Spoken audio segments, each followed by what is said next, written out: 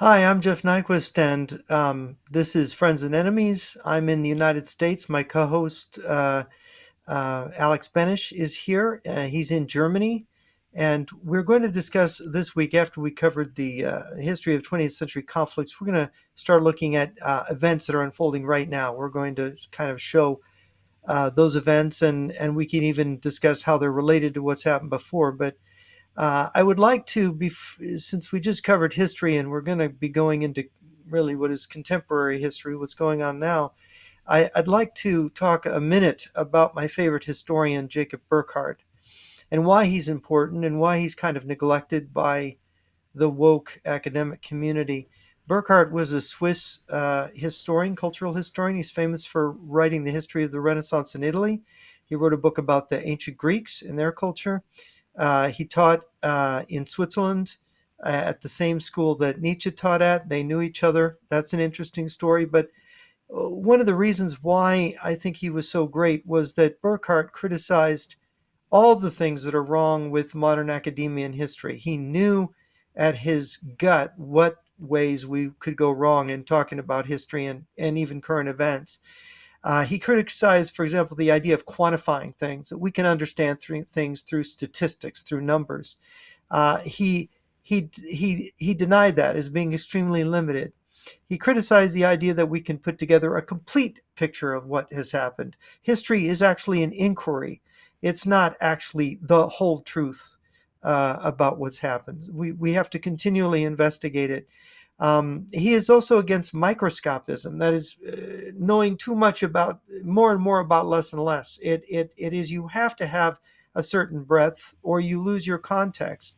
He was also against the philosophy of history, what is called the philosophy of history, or having a philosophy of history, because what history gives us are insights, but not a philosophy. Because that would be turning history into theology or into dogma, which it cannot be.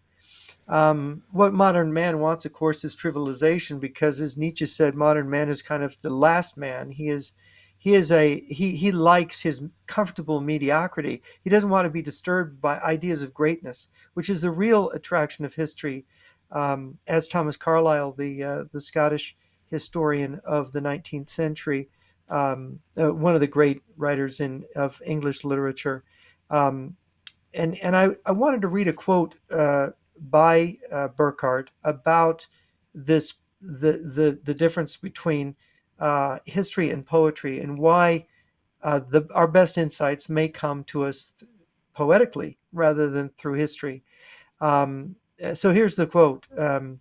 He said, "The rivalry between history and poetry has been finally settled by Schopenhauer. Poetry achieves more for our knowledge of the truth about mankind. Even Aristotle said poetry is more philosophical and profound than history. And this is true because the faculty that gives birth to poetry is intrinsically of a higher order than that of the greatest historian, further to the end of which is created a much more sublime thing than history. Hence, history finds in poetry not only one of its most important, but also one of its purest and finest sources. So history also is poetry."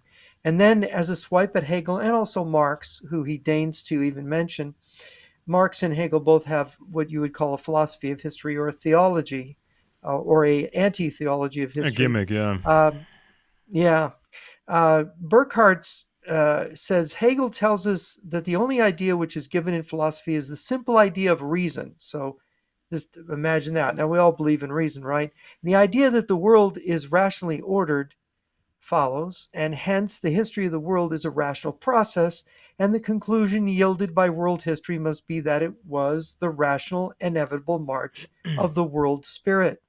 Hegel also speaks of the purpose of eternal wisdom and calls this study a theodicy by virtue of its recognition of the positive, in which the negative, by which he means evil, vanishes because it's subjected and overcome.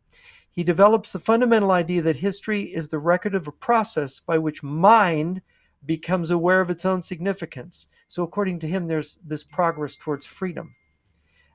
In the East, one man was free. In classical times, a few men were free. And now in modernity, we congratulate ourselves that all men are free. Thus, we find Hegel putting forward the doctrine of perfectibility of man, and our old familiar friend, progress.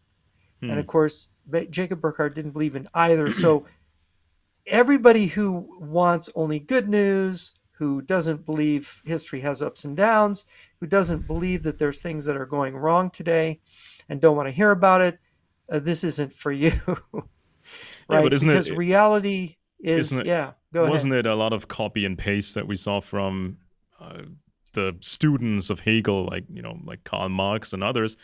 It was virtually copy and pasting things from older systems and orders. It was like they copied things from Christianity, sort of the ritual when you grow up in a communist state. When you become 12 or 13, there's sort of a ritual. You become a member, proper member of society.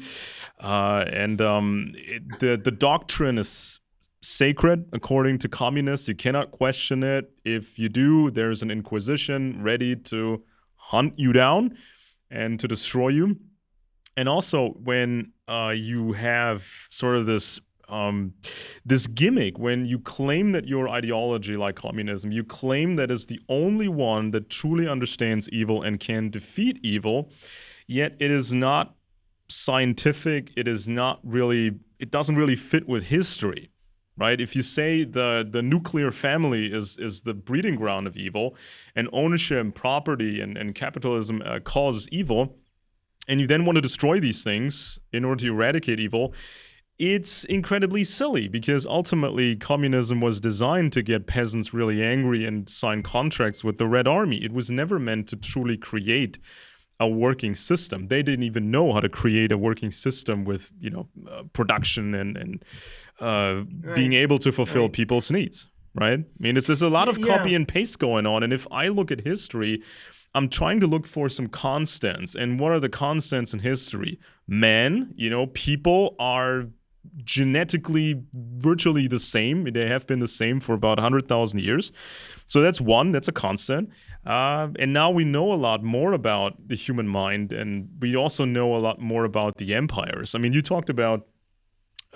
just mentioned kind of the skewered look at history, and the more you go back in history, the more difficult it is to put the pieces together, because many people were not allowed to publish, so we have a lack of sources. And that's why Well, I'm looking for another constant, and that is how to run an empire. And you cannot just act like a leftist today and say everything was just evil just because it was evil. There were certain necessities that had to yeah. be met, and sort of that running an empire is another constant. And for me, the third constant would be the intelligence world, because its fundamental principles are always kind of the same, right? I mean, how you Hmm.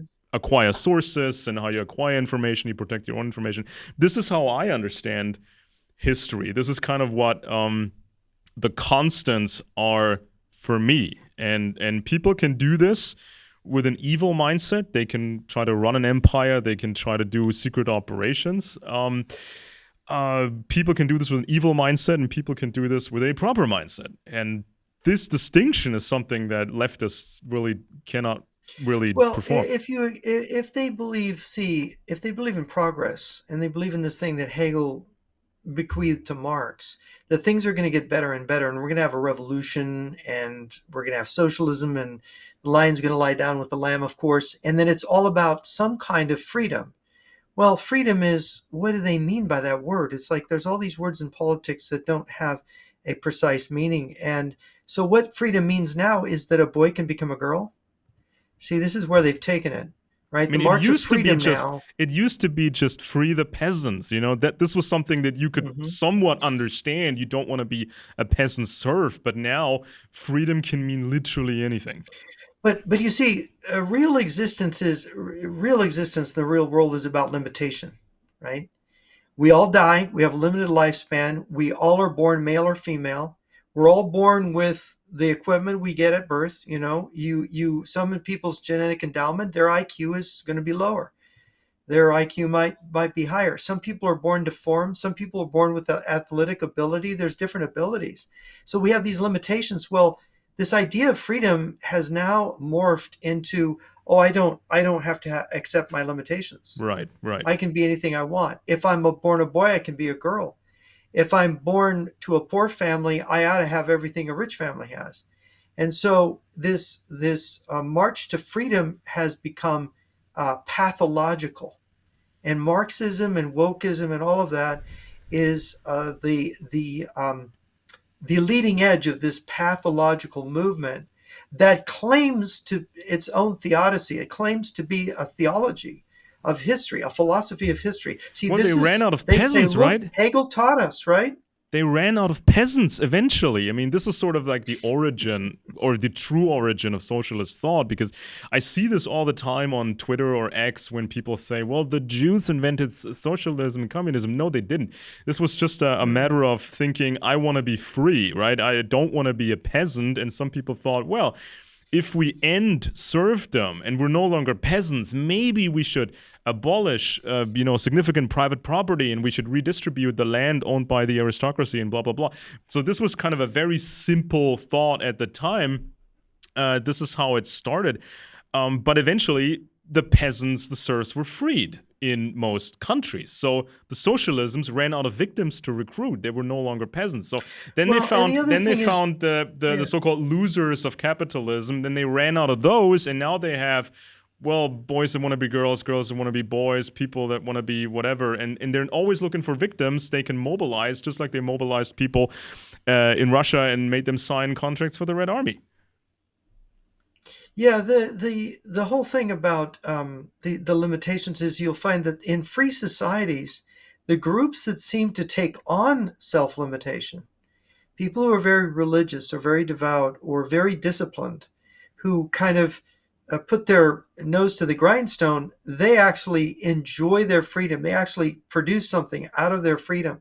Whereas those people that decide, oh, well, I'm going to take drugs, I'm going to just be on the street and do what I want, gamble, fritter away my time, they don't amount to anything. In fact, they become a kind of disaster, right? Um, and so limitation is partly what our existence is about. What kind of limitations? How do you, form follows substance? What form does your life take? And form is always involves limits, dimensions. Yeah, and they turned everything Um, into activism. So they looked for new victims, and they found obese people, and they said, well, couldn't we turn those people into activists and revolutionaries? And so now it's all about, obesity acceptance, and you have to be very positive about, something that's really harmful to your health. And now people can talk about that and right. make you do activism. And of course, it's like normally when you And so have you're a not supposed to say certain words. We had the word, we didn't want to say imbecile or cretin for somebody who retard was. and whatnot. Yeah. So we invented the word retarded because it sounded better. Now the word retard is, you can't say that word because that's a bad word. Well, why is that a bad word? Because we've applied it to something that we don't accept. We find it a scandal that in the world people are born this way. It's like it's something we don't like to think about. We don't want to accept it. But the problem is accepting the limitations of our existence, that there's disease and cancer and war and crime and all these things. It's true about humanity. You can only jump so high and run so fast, and And society can only ameliorate these problems so far. yeah, I don't want to be a rocket scientist because I would be terrible as a rocket scientist. I accept the fact that I'm never going to be a rocket scientist. I'm not going to talk about black holes and the center of the universe and whatnot. It's just like you got to work with what you got, and you have to be able to improvise, adapt, overcome. This is sort of like the spirit that conservatives often have, or patriots often have, when you say, okay, this is what we got, and let's make something out of it, right? It's not about, okay, can we do some activism here and complain loudly until we get what we want? It just, it doesn't work that way. And with some of the smarter socialists, they actually understand it's just meant to create problems in society, because if you run out of victims, if a society is healthy and functioning and people make money, some more than others, and people buy houses and cars, you cannot recruit them for a silly communist revolution. So you have to make them miserable. And how do you do that? You waste their money. you make more laws, everything's more difficult, and you can't make money, and now everything's messed up. Now you got yourself new victims, and here's a Red Army contract, here's a gun, right? Here, fight for the revolution. And then you end up in a real dictatorship where you can't complain, where activism is absolutely outlawed. I mean, this is something that people have experienced over and over again. Okay, we're in socialism now. Let's have a strike because we don't like the conditions. And here comes the police, or the secret police picks you up at night. Just congratulations. Yeah, it's and of course we have people called demagogues, and now that we go for democracy, they seek out alienated people to join their revolution or their movement in order to upend everything so they can get power. Because a lot of people feel deep down that their way they heal their own brokenness is with political power. And if everything is turned into a tumult, they might end up then at the end of that tumult in power. And this was sort of the dream of Karl Marx with his talk of revolution. It is what Lenin did, what Castro did, what Mao did in their respective countries. And you have somebody like Vladimir Putin now, we get to him, he's really a descendant of these leaders. And he acts like it, and he's part of a system that was created by them. Ultimately, it supposedly changed in 1991, but it really didn't. And now we have the Telegraph, June 8th, the story, Putin warns Europe is defenseless against his nuclear weapons, right? So he's saying, oh, the continent has hardly any nuclear weapons. I got this whole bunch. You guys are basically under me now. I mean, that's what he's saying. This is in the news now. So you think about that for a minute. Everything that we talked about about the 20th century violence and wars that took place, it doesn't look like you talked again about constants at the beginning of this. It doesn't look like anything has changed over I mean, people don't learn from history. They just keep doing it, right? Yeah, I because mean, in people Russia are largely fools. In Russia, I mean, because you're the total expert on this, right? I mean, you know what people tried in the Soviet Union to improve conditions, maybe have some underground publications and this and that, and just try to have some change for the better and have a socialism with a nice face or whatever they call it. And so these people were rounded up again and again. The secret police found them, punished them, had show trials and everything. You had the gulags and everything. So this was this was something that made a lot of people switch to a different form of resistance, which was passive resistance. You just try to work at the least amount possible to get your payment or whatever they would give you. So you would try to work less. Your ration. Yeah, you would work less, exert yourself less. You would pretend to work. You would pretend to follow orders. There was kind of this manual from the CIA, I think it was. It was a sabotage manual where it says, work slow. Next thing is work slow, even slower than that. And then, of course, it got into this more dangerous stuff like sabotage a fuel line and throw some sand in this and a wrench in that. But most people try to use these lower risk forms of resistance. And in today's Russia, a big form of that resistance was not having a bigger family or not starting a family at all. There was a story a few days ago in the Wall Street Journal. It was an exclusive story, kind of the latest about the Russian demographics. And it's a disaster. And it was a disaster before the Ukraine war. And it sure is a disaster now. And we can basically tell the Ukraine war was supposed to fix that disaster because we know what Putin said. He said that Ukrainians are not Ukrainians, they're Russians. So by taking over that country in a blitzkrieg style, it would have solved for the foreseeable future the demographic problems of Russia because they have like 142 million people and they could have added roughly 40 million people to that, going up to 180 something million. Mm-hmm. And this is what, strangely enough, this is not what the article is even saying. I've been saying this even before the war began. It's about acquiring the people and it's about acquiring the arms industry or the arms-related industry in Ukraine because the Russians depended on it. They needed this to be able to maintain an empire. And then Putin Hmm. played the czar and he said that, well, these are my subjects, these are my people, I rule them. And we can tell unofficially, Putin claims the right to torture his own people, send them to illegal wars, force almost anything onto them, just like a czar or maybe a Stalin, put them in gulags if they misbehave. This is what he claims. And many people don't want to be Russian anymore. 1 million people roughly left the country. Others are fighting hard right now in Ukraine to not become Russians. This is all kinds of forms of resistance, and many in Russia didn't want to have kids at all, or maybe just one kid or two at the most, and this is not sustainable at all. Now they're trying to spend more money on this, trying to fix this, but this is sort of kind of this time that is running out for Moscow, because how else are they going to continue as an empire if you don't have those people? And I mentioned this on X a few days ago. A little fun fact, Moscow has a very large Muslim population. There were many Muslims in the Soviet Union, and they have a really big mosque in Moscow, and there's millions and millions of Muslims in Russia overall.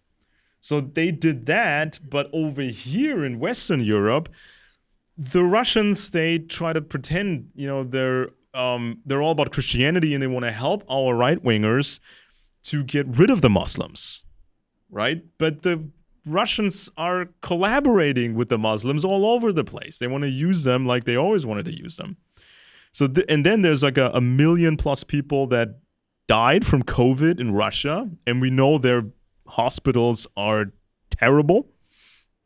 And so this is kind of the summary of, this is sort of the essence of that piece in the Wall Street Journal. I mean, they're hinting at that this mess was one of the reasons for the war, but they're not even saying it.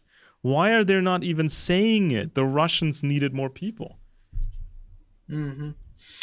Yeah, there's another news item that I think is interesting because I've written for Epoch Times, but the top executive at Epoch Times, which is described as a right-wing media company, has been arrested and charged with laundering at least 67 million in stolen money through company accounts and a multi-layered scheme to lift financial returns. So they're accused of a money laundering operation. There's something to do with the stolen money, laundering stolen money through the dark web, and of course the amounts of money that they're ultimately talking about are huge. So this is very alarming because it is an anti-communist newspaper, and you've got to wonder whether or not the Chinese People's Liberation Army intelligence or their Ministry of State Security did not penetrate Epoch Times in an attempt to compromise them, use them, abuse them, and so on. One warning I give to everybody that is anti-communist is they will target you. They will try to infiltrate you, and this is the kind of thing they'll try to do to you to bring you down. So that's a news item that's worth Yeah, noting. I saw this. I mean, I haven't really been reading the Epoch Times. I mean, sometimes I see some story that's credited to them, but I wasn't even aware they had so much money to spend and had such an operation going on. And with any big company, I mean, most companies are multi-layered. They're all over the world. Tax havens, this is very normal. And they can move things around. So they will have things over here where they can keep most of their profits, have the lowest taxes, and then they move other things somewhere else where they can write them off as losses much better. So I'm wondering, what's supposed to be the problem here, officer?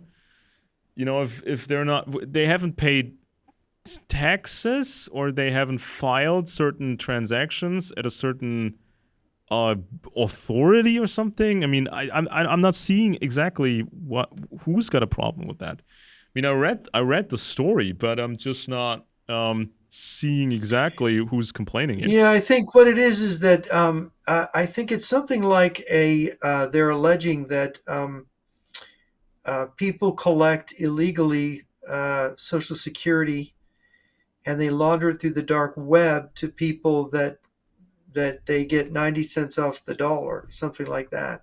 Hmm. And so these people actually make money off of it. And there's so much money being stolen from the US government and insurance companies, apparently, that there's hundreds of millions. I think the number 400 million was mentioned in context with this dark monies that are laundered. I'm not sure. 67 million was in the news story I just read related to Epoch Times. But this is a very scary kind of sabotage. And I will remind people that, like the Smushkevich brothers, who were KGB officers back in LA 30 years ago, were involved in a insurance fraud schemes. They were getting people signed up for health insurance. They were claiming health insurance benefits. I forget if there was life insurance involved, but you get a medical outfit that you control to authorize life insurance or health Hmm. insurance for people who aren't healthy, or you make up illnesses, or you collect more than you're Right. entitled to by some scheme. They broke this ring back. I think it was U.S. law enforcement broke this ring, but they're not the only ones doing it. And these are favored kind of schemes, and people don't understand. Well, they're just Russian gangsters, right? No, they're actual officers of intelligence services that are involved in this. And I should note, while I'm talking about law enforcement in these criminal schemes, I published on my website, jrnyquist.blog, this week, the main sections, the important sections of the Sidewinder report. It's a classified, top secret Canadian joint study of the Royal Canadian Mounted Police and the Canadian Intelligence Service, CSIS, and it's about how triads working with the Chinese intelligence is infiltrating Canada, laundering money through urban real estate, using fronts to get control of businesses, to get control of Canadian politics, to use Canada to attack America in the flank.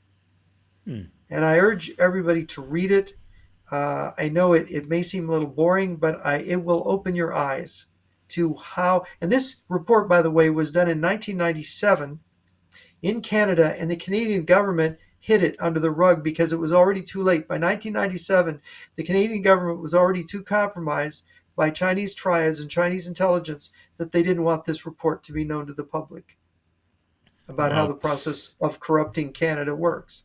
So, do you know, with this Epoch Times, was this investor money that they were being offered? Didn't they know where it came from, or because No, this it is was this would be an easy well, setup, yeah, right? that's Because a if people well, yeah, offer money, that's people can offer money and say, "Well, we like what you're doing. Here's money and well, whatnot," and then there's a big issue. apparently this accountant, this functionary who was a Chinese national, I believe, um, this guy said it was coming from donations, and it was actually coming from the dark web. That's Okay. my understanding of the So story. this is one person. This is one person working there in a important And capacity, and maybe others. This guy has been arrested. So, which is the news here that, and this is the story from the um, uh, New York Times. Epoch Times executive accused of laundering 67 million. Wai Dong Guan was charged with 3 counts in a scheme that the Justice Department said caused revenue to surge for the company, which has promoted Donald Trump's conspiracy theories. So obviously, the Justice Department is motivated to go after these people. And of course, the story is by Ken Benziger and Charles Homans. Um, and it said a federal grand jury indicted Weidong Guan, also known as Bill Guan, on 1 count of money laundering as well as 2 counts of bank fraud. The accusations say he lied to a financial institution about the source of the cash, some of which was allegedly pilfered through fraudulently obtained unemployment benefits. So these unemployment Mhm. benefits, see, people fraudulently obtain unemployment benefits. How do they launder the money? Apparently, they use the dark web. Um, the money increased Epoch Times revenue by nearly 400% just 1 year, in just 1 year. So they went from making, I don't know how many millions to how many millions more, right? Hmm.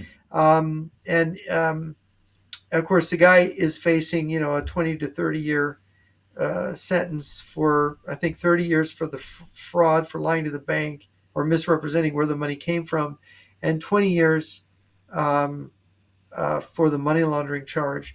So it's, and of course, Epoch Times is affiliated with Falun Gong, which is a kind of, I guess it's a kind of meditative practice, maybe related to Buddhism, And the because their communists leader, hate it. he had Yeah. his birthday changed to that of a Buddhist saint when he moved to America.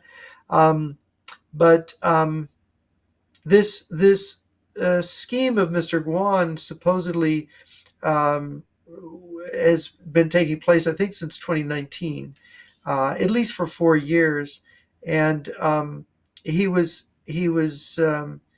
using prepaid debit cards on the internet at a discount using cryptocurrency, and then deposit cards and the money into both personal and company accounts. The debit cards were loaded with illegally obtained funds, prosecutors said, some of which fraudulently obtained by unemployment insurance benefits. Unemployment in the United States, what they do is they send you a card with the money on it so you can go to Hmm. spend it at the grocery store or whatever. They don't give you cash, but they give you a card that's like a little credit card, and it has its limit on it, how much you can use. And apparently, they had a scheme for laundering these things. So there's a lot of, I mean, there's got to be a criminal organization here involved in this that got this guy involved, or maybe he was part of a triad himself. Who knows? Um, the Epoch Times has said that it has a guiding principle that elevates integrity in its dealings above everything else, and that they fully intend to cooperate with any investigation against Mr. Guan. But it's, I'm glad I used to write for them for money 4 or 5 years ago. I guess when this money started to roll in, they started hiring people like me and Diana West and Trevor Loudon to write for them, and I didn't like their editorial directives, and I saw that they were gravitating away from what I wanted to write about, and the I don't know, it just didn't seem to be something that was going to last. Right. Just my feeling, because I had a friend who worked there, and she saw things, and I thought, this isn't going to be a good thing, so I backed away from it. But they published the Epoch Times newspaper, and it's anti-communist, which it's very unusual, and they've been very supportive of Donald Trump. And of course, this kind of thing is likely to collapse them, because, as you may know, it's as an anti-communist person, it's almost impossible to raise revenue. It's almost impossible to get support, financial support. So it was amazing that something like Epoch Times could exist. Like, how could they do it? Well, somebody bad was laundering Mm. money through them. Apparently, They were yeah. a laundromat for Apparently. here. Look, they can just claim they're getting this as donations. Oh, gee, would anybody give $67 million to Epoch Times? Apparently, no. Yeah. No, Funny it's not. money. That message is not. And my mother adores Epoch Times as a newspaper. My parents adored it. It really has an appeal to traditional Americans, old-fashioned Americans. It makes a lot of old-fashioned appeals to older folks. But and here's what they're doing. They're they're Yeah. they're And being used to launder money. Isn't and that terrible? And of course, it comes out now. yeah, and of course there was another big, big headline this week. It's about the end of Infowars, the outlet of Alex Jones. Now, Alex Jones, obviously a Trump supporter, big Trump supporter, but also a huge supporter of Vladimir Putin and the Russians. And this is, of course, tied to this whole Sandy Hook fiasco. These were terrible reports, sometimes done by amateurs over at Infowars. They were claiming the Sandy Hook parents, the parents of these dead children, parents were crisis actors. This was all a conspiracy of the deep state to harm the Second Amendment. Now, obviously, you could have done good reports on the topic. You could have looked at the shooter and the background and all that went so horribly wrong. you could make good reports supporting the Second Amendment, but they chose to make viral claims, and they got money for it, and they got clicks for it, and it finally caught up to them. And so this went through the courts, and the lawyers were battling each other, and now there's no other solution apparently but to liquidate pretty much anything Alex Jones owns. That's private property, that's his media companies that he has. There are various limited liability companies that he has. Here's a question for you. What is the worth of those companies without Jones's personality behind them? Pretty much nothing. I mean, this is what Jones is admitting right now. You know, if they seize these 8-year-old cameras and these 8-year-old broadcast switchers, it's not worth much. And the stock they have of these supplements they sell, it's worthless, as well as the merchandise, if somebody else owns it and tries to sell it to the audience. Now, even if everything is liquidated and lawyers get paid and the Sandy Hook parents may actually see some money, maybe they won't because there's nothing left. When it's all said and done, the Sandy Hook parents, they could still come after Jones. They could still come after him if he acquires more money in the future. If he continues with another website, if he works for somebody else, they can come after him. And there's been accusations in the last, I think, 2 years or whatnot, or 3 years, accusations that he may be hiding money, right? He, of course, says he's not hiding money. Because there are these different companies, right? So one company for the supplements, one company that runs Infowars, another company that does this and this and that. And supposedly these different companies are in debt to each other, while, you know, there's questions about the true ownership of these companies. So if he filed, or when he filed for bankruptcy protection, which he did, if in case, hypothetically, if he was hiding money, that's probably a federal crime. I mean, I'm not an American lawyer, obviously, but I've heard that legal opinion somewhere. If there's some discrepancy, he may be on the hook in a criminal sense. So this is not the Sandy Hook people coming after him. This is the government coming after him for bankruptcy fraud. Could it be that he is coming forward now to avoid the possibility of charges of fraud? I think there was literally no other way, because there was another option discussed, which meant that he was going to pay them $5.5 million per year for 10 years. So he could stay operational. He would do his usual thing, pay them this money. He can pay that much money every year and still function? Kind of. He once said that it costs him $7 million to run that place, to pay all his people and to pay for the technology and to pay for everything. But obviously, when you looked at his website for the last couple of years, they just simply reposted a lot of stories from Russia Today or Sputnik or any of these other Russian platforms. So they were apparently not even paying for that content. They were just reposting it. Then they were constantly quoting stuff from other people on the web.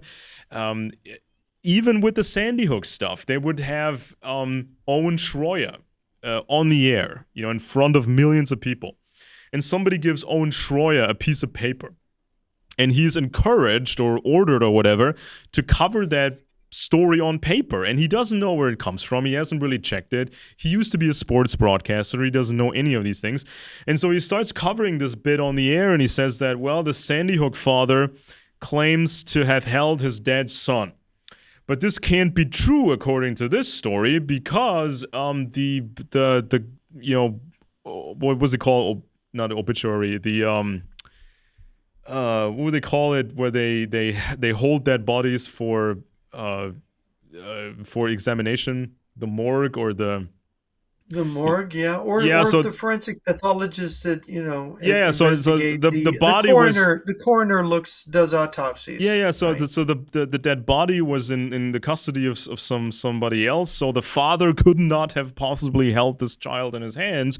So there's a huge discrepancy that indicates he's lying. It's all a big conspiracy. So he covers this thing on the air, and he wasn't quick enough And he wasn't experienced enough to say that, well, I don't know about this timeline. I don't know when this body may have been released finally to the parents, because that's what happened. The body was released, but he just covered that thing on the air. This event, this Sandy Hook event, where 20-year-old Adam Lanza shot and killed 26 people, and most of these were kids, were grade school kids, right? These were young, these are babies, really. It's so heartbreaking. And for Alex Jones to politicize it, to make this tragic event about him and his conspiratorial view of the world, and to say that those parents are crisis actors is just so monstrous and so cruel, because you have to think about what these poor families were going through. What this is just unbelievable heartbreak. And he is coming in there, and then you have people on the street who see these heartbroken parents, and they spit at them, or they call them names, or they say they're part of some kind of conspiracy, you know, and then they have to endure a kind of, and death threats to them. Yeah. I mean, and they have to endure this because of what Jones has said on his little cyber mob, his video watchers. It's unbelievably rotten. And every journalist learns that you cannot broadcast lousy information which you have copied from shady websites on the internet, because this is what happened with Owen Schroyer, who was also on the hook for this. They asked him under oath in a deposition, and I think even then in court, they asked him, do you know who runs this website that you quoted? No. Are you aware that this is just some guy in a foreign country? No. Did you check this information before you broadcast it? No. He was making like $100,000 per year on Infowars, plus performance as bonus if you do a viral report that gets attention and gets people to buy stuff from Infowars. So this dude was a sports broadcaster. He doesn't know anything. And the boss was incredibly underqualified, because if you run sort of a scenario like they were claiming, okay, so they would plan a fake shooting with crisis actors and there's no real dead children and blah, blah, blah, blah. Nobody runs a black op like this. This is not how these operations work. I mean, it's outrageous. It's just outrageous. And see, this is what a lot of Alex Jones and people, though, on the right, and I've gotten this again and again, but Alex Jones, and they're hypnotized by it. They believe it. Something must be true about it. And they give him credit for insights or whatever, because he's even credited, Tucker Carlson credited him with making all these fabulous predictions. But if you actually look at it, they weren't actually precise predictions of anything. Yeah, I mean, he covers. I mean, this was his thing. It's self-fulfilling. He says there's going to be a conspiracy. Then 9/11 happens, and he says it's a conspiracy. The conspiracy he was talking about. I mean, yeah, or he covered. For many years, he covered mainstream news articles about surveillance, about this and that, and you could kind of guess where things are going, and of course they're going that way, and then you can claim he was always right, but he was just covering mainstream news articles. And of course, every journalist knows, and every investigative journalist knows, you can be sued if you mess up. So you got to be careful. You got to check your sources and check them 5 times, right. And you got to run scenarios, and you got to be careful in your report. And once you have money... And look, Schroyer is a guy who I watched him not long ago saying that China and Russia are the good guys and America's the bad guys.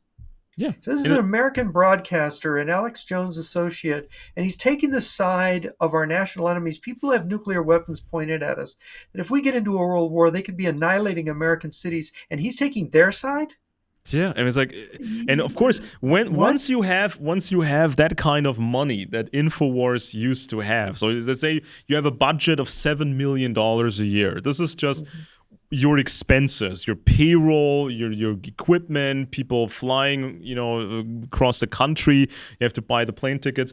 If you have a $7 million budget, you have enough money to pay a lawyer who specializes in media, to pay him to check reports before they air, to have him look at this. And so the lawyer can suggest, okay, maybe you should take this bit out, maybe you should change the wording here, maybe add that this is speculative, and then it's good to go, right? But they didn't spend that money, even though they had the money. And once everything became this big mess, Alex Jones tried to argue that he's not even a journalist, and his people are not journalists. They're just dudes who rant about stuff they found on the web. So then I'm asking, well, aren't they advertising themselves to their audience as, the tip of the spear, leaders of the resistance, we tell the truth, we're the fastest, we always have the best information. But then when they mess up, and they did this a lot, they say, we're not journalists, we're just talking. We're just, blowing off steam here. And they would, Owen Schroyer would be a successful person. He's making $100,000 a year. He's making six figures. Yeah, so he said that. He said that in a deposition. I listened to the whole depositions. Right. He's a success. Look, in my view, this is why money and advertising and all the bottom feeding crap they sold on that show, and it's nothing but a commercial. I mean, half of it is commercials, right? Ramming it down people's throats. You live better, have these vitamins, have these whatever nutrients. The fact of the matter is that it's all rotten, in my view. I don't like commercials. I don't like doing commercials. What about honest content? What about trying to say the truth? They keep talking about them being truth tellers. They don't care about the truth. It was just a money-making operation, and Alex Jones is a sensationalist. Yeah, and so for example, when you make a report, when you write a piece, when you talk about an issue, it's grim because the threat is real, the threat is serious, and it's the infestation with communist espionage is really big. There's a huge problem. So people can take this as you're depressing me. It's bad news. I don't want to hear bad news. I want to hear there's this big revolution going on, this big movement that I just have to join. I just pay some money. I spend time on it. And it's going in the right direction. And it's this ready-made revolutionary movement like in a Star Wars movie. I just have to join. And this is kind of the thing when you get paid almost $100,000 a year plus performance bonuses. And this guy, the Schroyer guy, he was a sports broadcaster, and they did this a bunch of times. They talk like this all the time. They talk about vaccine corporations. They talk about Bill Gates. They talk about Fauci. They talk about all these people. But they're not careful in doing it. They're not professional. If you want to nail someone like Gates, if you want to nail someone like Fauci, you gotta find the right spots, and you gotta find the right way, and you gotta move step by step. But this takes time, it takes money, and it's not as fast as people would like it to be. So it doesn't sound like a sensation. They also understand, they are not speaking to people that they want to think critically, because if you look at their stories and the way they present them, it's really quite almost a hypnotic rant.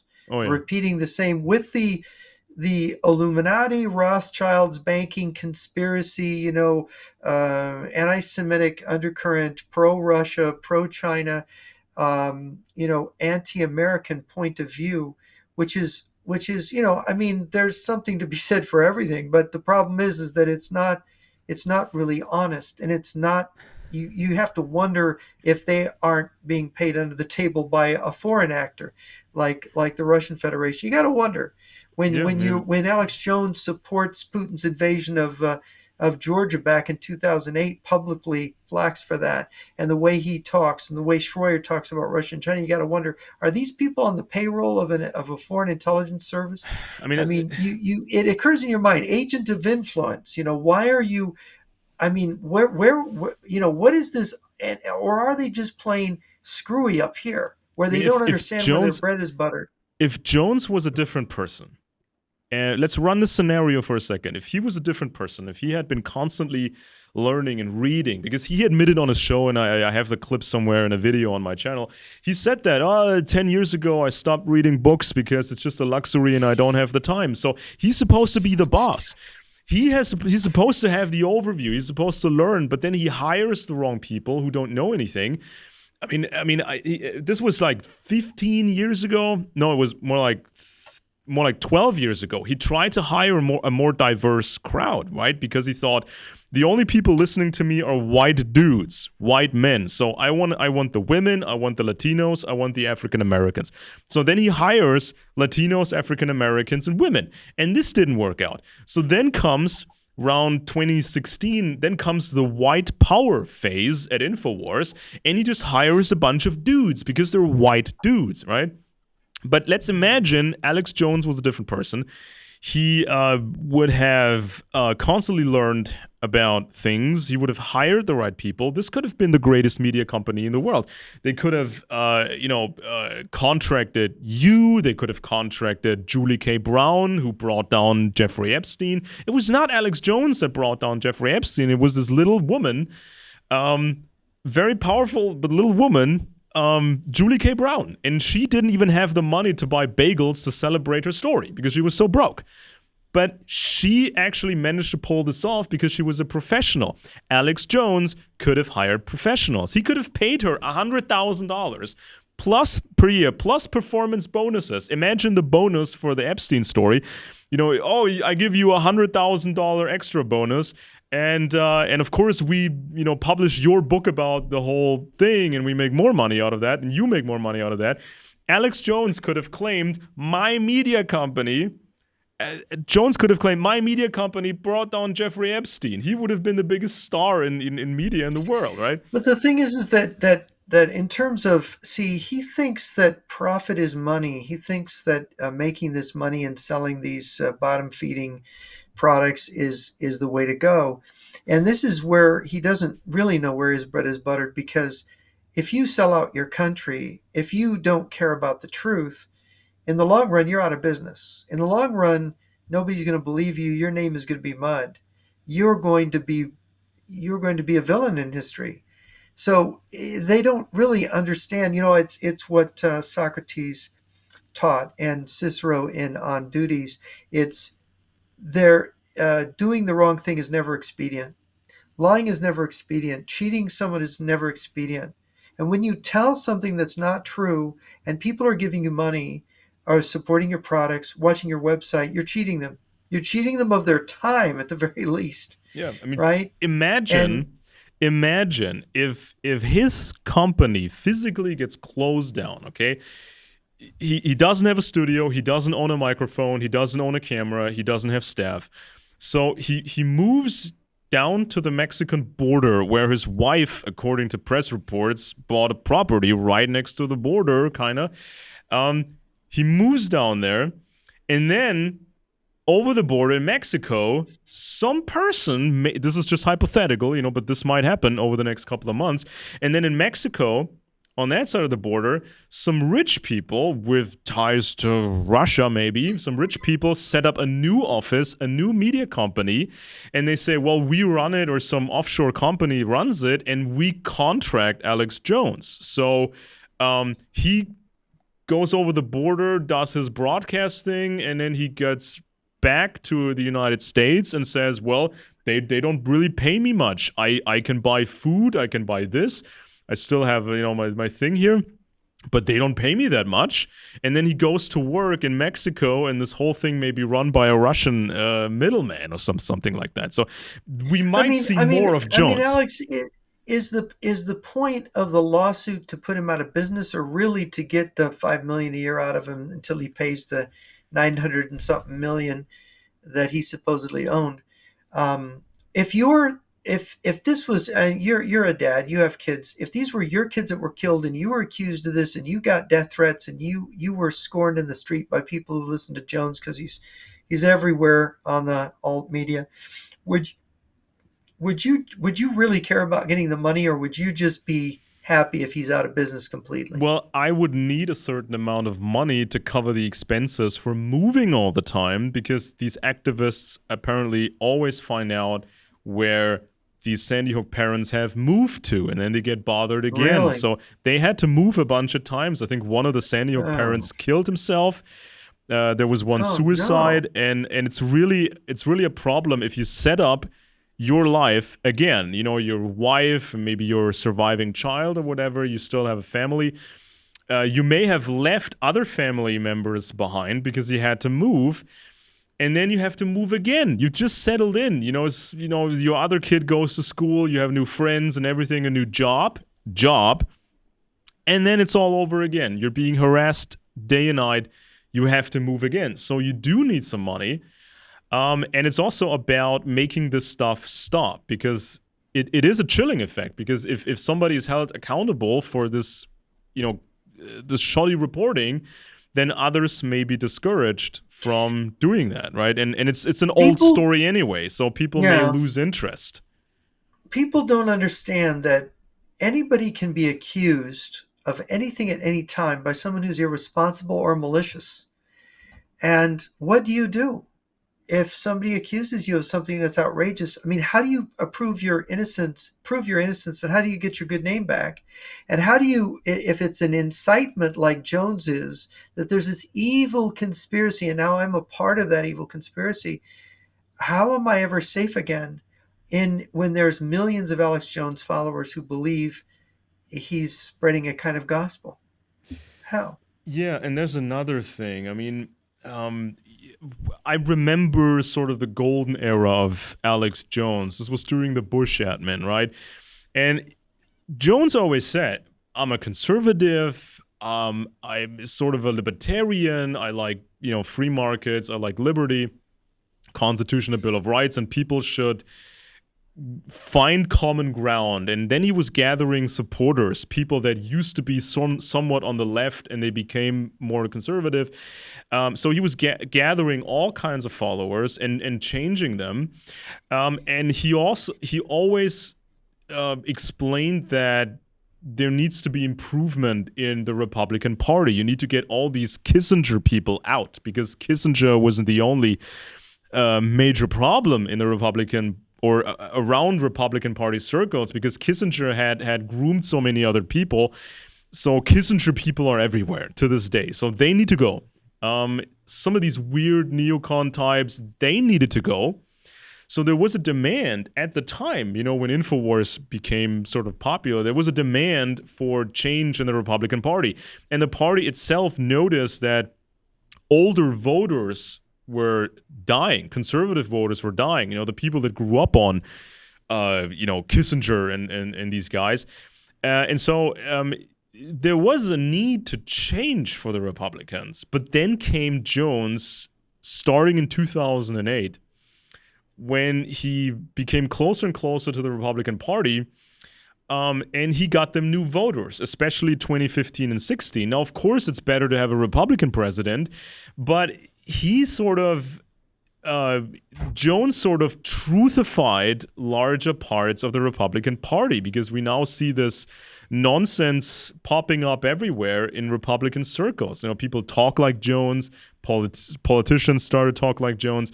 So this was not the change that was supposed to happen with the Republicans. And he got them new voters. Back in the old days, Alex Jones followers, they wouldn't probably vote at all. But then they started to vote. And this, of course, made the Republican Party happy, because they didn't have to change. They got new voters. So effectively, I'm seeing this correctly, effectively, Alex Jones did many things to prevent positive change in the Republican Party, because they're still using him. They need him for voters. But what he's giving the Republican Party is more voters that believe crazy stuff, and this can hurt the party as well. Well, I've got here the NBC News report on this, and it's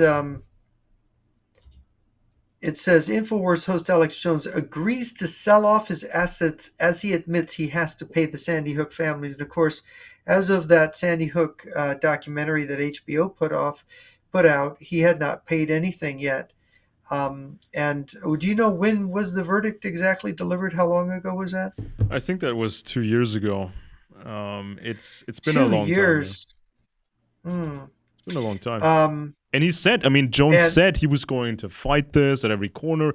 He was going to drag this out. He was going to go through all these different courts and he's going to sit this out, write this out. He said this multiple times on the air, but at some point the hammer is going to fall.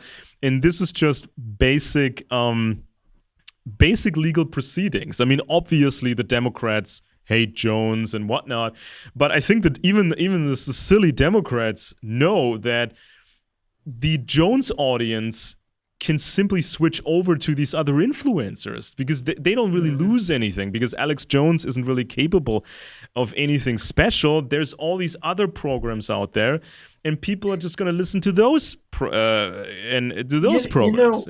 Is it true that Alex Jones owns 5 homes? He used to. I mean, he had bought various properties and the value went up, and then he sold some of them, and he privately used, I think, 2 or 3 homes at some point, but he had to sell those. I think he has 1 left. But then he did say he's going to leave Travis County. It's not exactly. He's admitted that his net worth is at least $2 million, hasn't he? He said different numbers. He said, well, I have 2 million to my name or 3 million or whatnot. And there's different number being tossed around. I mean, of course, when the court had an expert of some sort to testify and give his opinion on the company, he gave out this number of, well, he would value this company at, what was it, $170 million or whatever. Of course, this is speculative. His 5 homes are worth $7.5 million. If I'm remembering that right. I think it was something like that before he sold them. But he was a man of champagne taste. I mean, but he has sold them. Expensive homes, expensive watches, expensive vacations. Fast cars. I mean, I read that he had like a more than 5,000 square foot Spanish style villa. Yeah, something like that. Yeah, I saw the photos. In Austin's Barton Creek Greenbelt. Yeah, I mean, he's got some kind of a property in Colorado that's overlooking a river. I mean, if he had been doing great reports, if he had hired great people, if he had been, sort of an expert himself, if he'd put out great work, I would be happy to congratulate him on his properties and his cars and his watches and his $50,000 piano or something he bought at some point. I mean, I would be happy for him, right? But he didn't spend the proper money on expert staff. He didn't spend the money on a lawyer to look things over before they broadcast them. He effectively wasted his supporters' money. And this is something he would never admit because he doesn't even want to admit guilt at all. He's just the victim in this. But people have to remember, he wasted his supporters' money and his supporters' time. He gave them a bunch of Russian propaganda. He gave them a bunch of stuff he picked up for free on the web. I mean, how are you supposed to justify all this money that was moved around? For what? Russian propaganda? Now, people make the argument that Alex Jones is a beacon of free speech and that a lawsuit like this puts a chill on other people's speech. What do you say to that?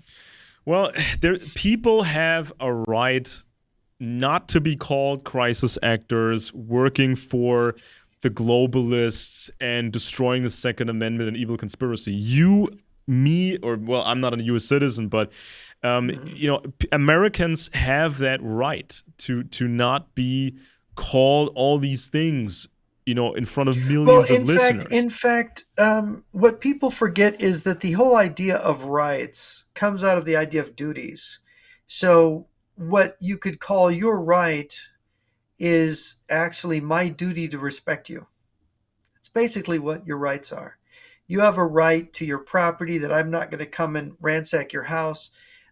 You have the right to express yourself, but I have to let you speak, except there is no absolute right of free speech. It's kind of a misnomer.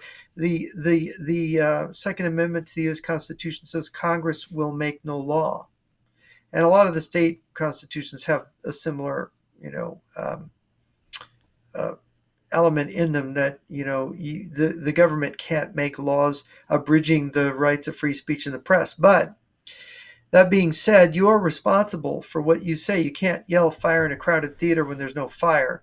and you can't slander people, right? Yeah, and You every have a company, responsibility because speech is dangerous. I can destroy people with speech. You yeah, could destroy people with sure. speech. So you can't just, I mean, the pen is mightier than the sword. It's a weapon. So that has to be taken into account. So yeah, there's freedom, but there's responsibility Ev- and there's duty.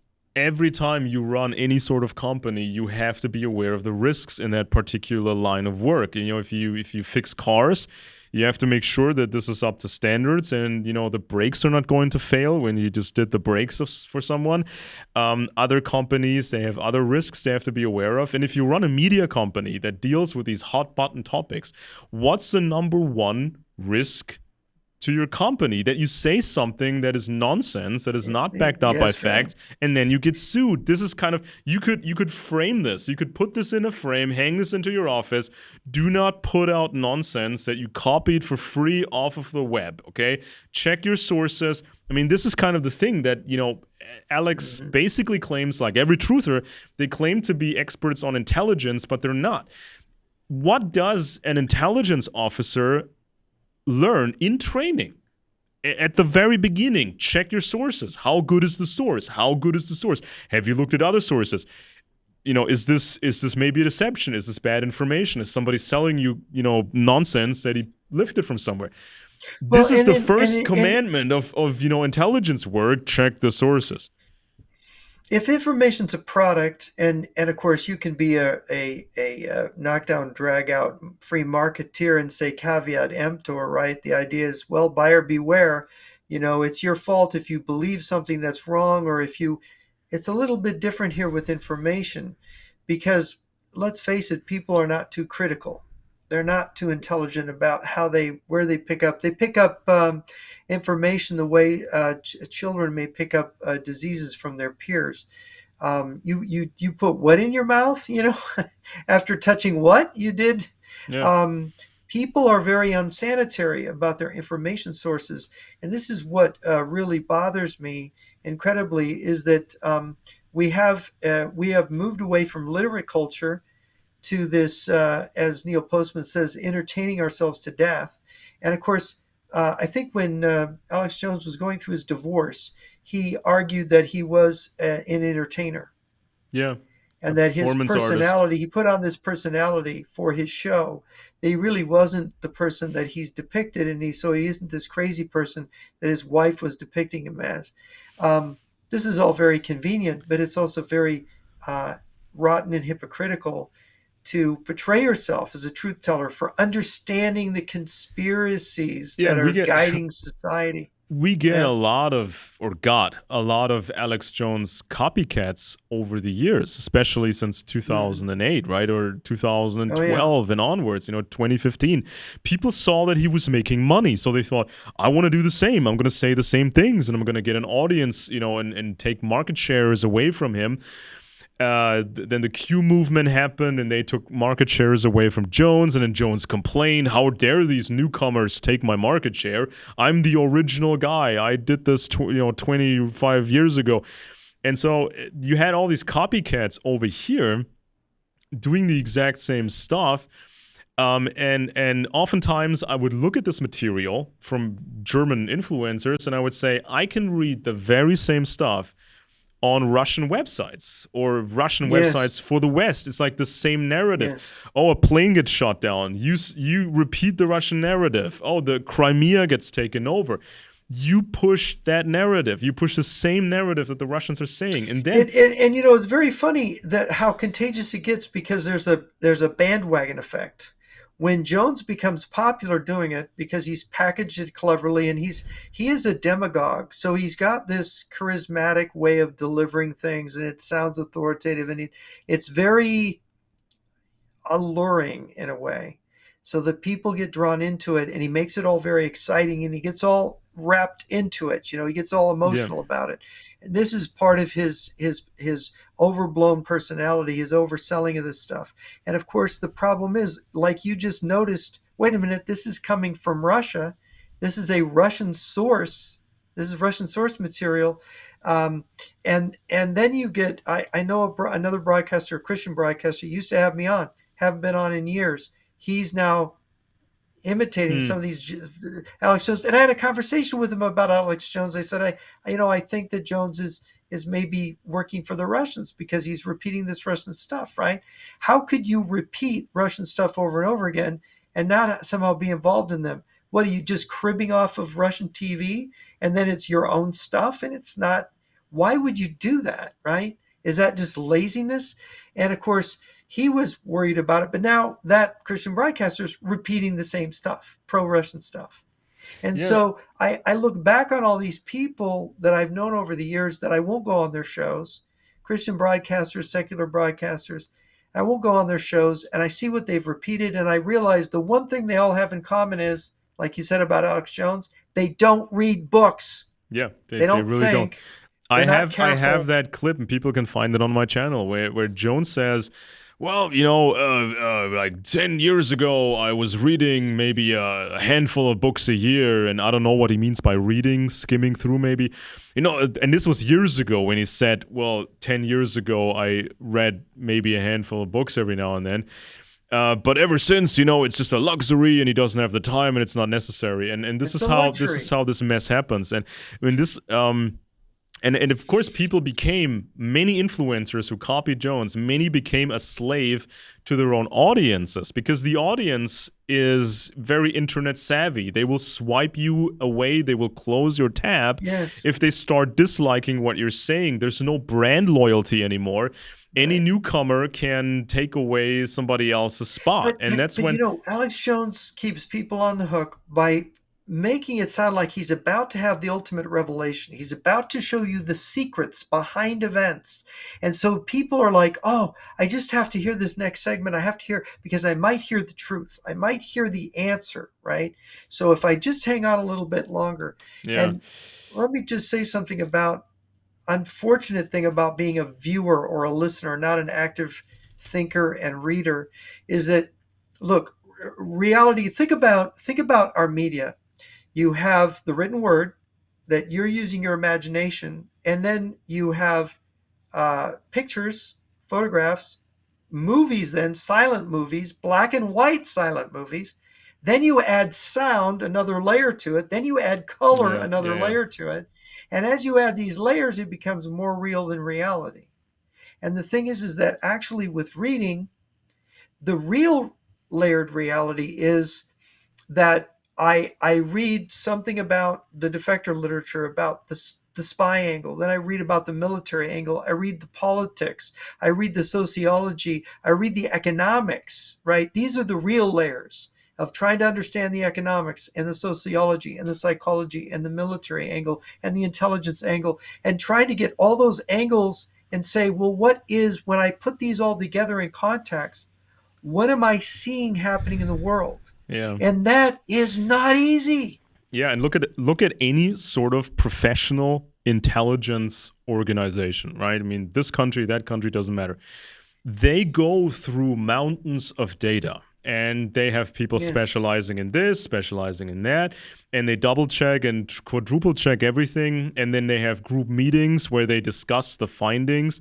Then they go through stuff again. They always think about maybe we have missed something important. Okay, maybe this person is a mole, then, these would be the results of that. But maybe that other person is the mole, then this changes the whole game because, these operations are compromised. So it's like a scientific level effort, and it's not just about the quality of material that you're looking for and that you're handling, it's the quantity. When I tell people, okay, I've read X number of selected quality books, I mean, you're way ahead of me in that sense, right? I mean, once you're in the thousands of quality selected books, that's a whole nother ballgame. Not many people like this actually exist in that sphere. And also, it's almost impossible for anybody else to catch up. I mean, if somebody wants to say, I'm going to be just as knowledgeable as Jeff Nyquist, I want to be just as good as Jeff Nyquist. Well, good luck. It's going to take you, I don't know, 40, 30 years, maybe 40 years if you're really fast. Maybe, I mean, you cannot catch up to this. And Well, the thing is, you have to take it slow because you have to digest what you've read, and then you have to reread many of the books. oh And yeah, you have to do that layering where you're trying to get the economic understanding and the philosophic understanding and the military understanding. You're trying to get, and the thing is that it's never perfect, and you're forgetting. One of the problems with the human mind is, wait a minute, I forgot all that. I need to refresh my mind, or it's coming back to me, but it's coming back to me a little wrong.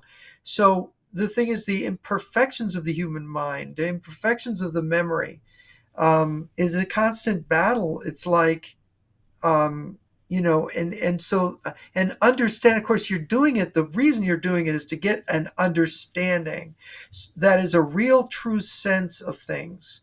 And this is what you really want when you're dealing with these complex issues. Politics takes in all of these issues: economics, sociology, psychology, religion, philosophy.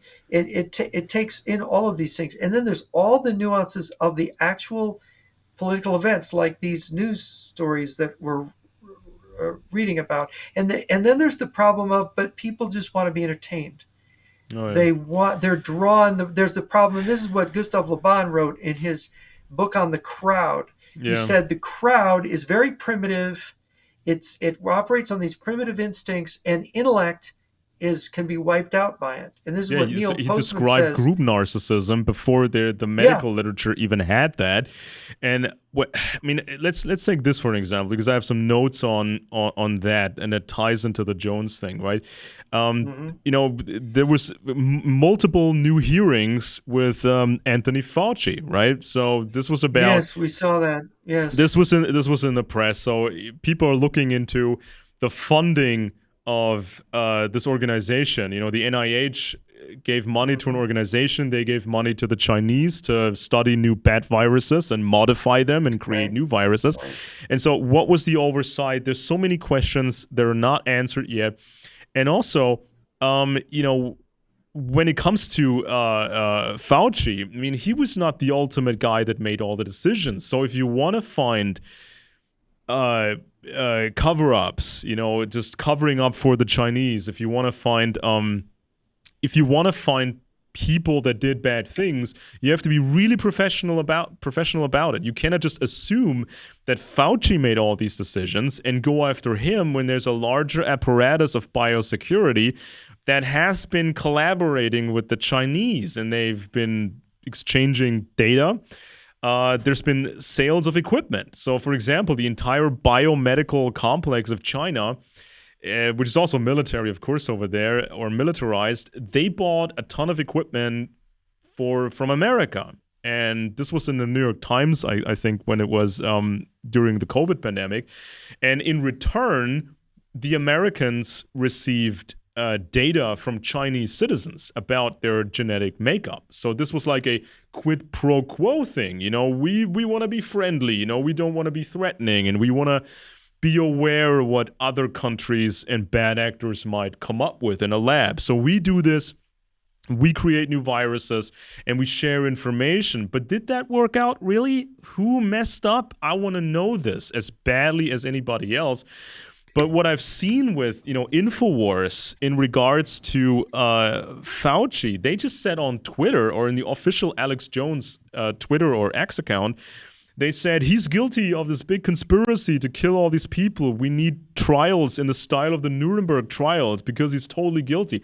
I mean, you think Fauci is getting death threats and some many other government Of course officials? he is. He's in fact, his testimony. I watched some of his testimony. He had they caught two people coming to kill him. Right. Yeah. And it's like, Two nut jobs uh, influenced by this. Look, this is what we should say about the medical bureaucracy, and we should. One of our readers wanted us to have a debate or discussion about Fauci and about the origins of COVID and so on. And I know, and about the vaccines, and of course, we can't discuss some of this on YouTube, right? But what I would say is it is incredibly complicated how the medical mhm. bureaucracy, how the National Institutes of Health and institutions of infectious and blah blah blah medicine that Fauci runs, how and the CDC, how they work, because they're the mechanisms that respond to pandemics and also a biological attack. And you have the problem that China has this influence over big pharma. Chinese money is here. You've got this thing that we have been cooperating with the Chinese on in biomedicine. You have the story about the Chinese scientists that were over in the Canadian um, level, high level. What is it? A level 4, level 5 lab is the ones that hold the really dangerous microorganisms in Canada. That they now believe they stole from that lab Mm. samples of really lethal stuff.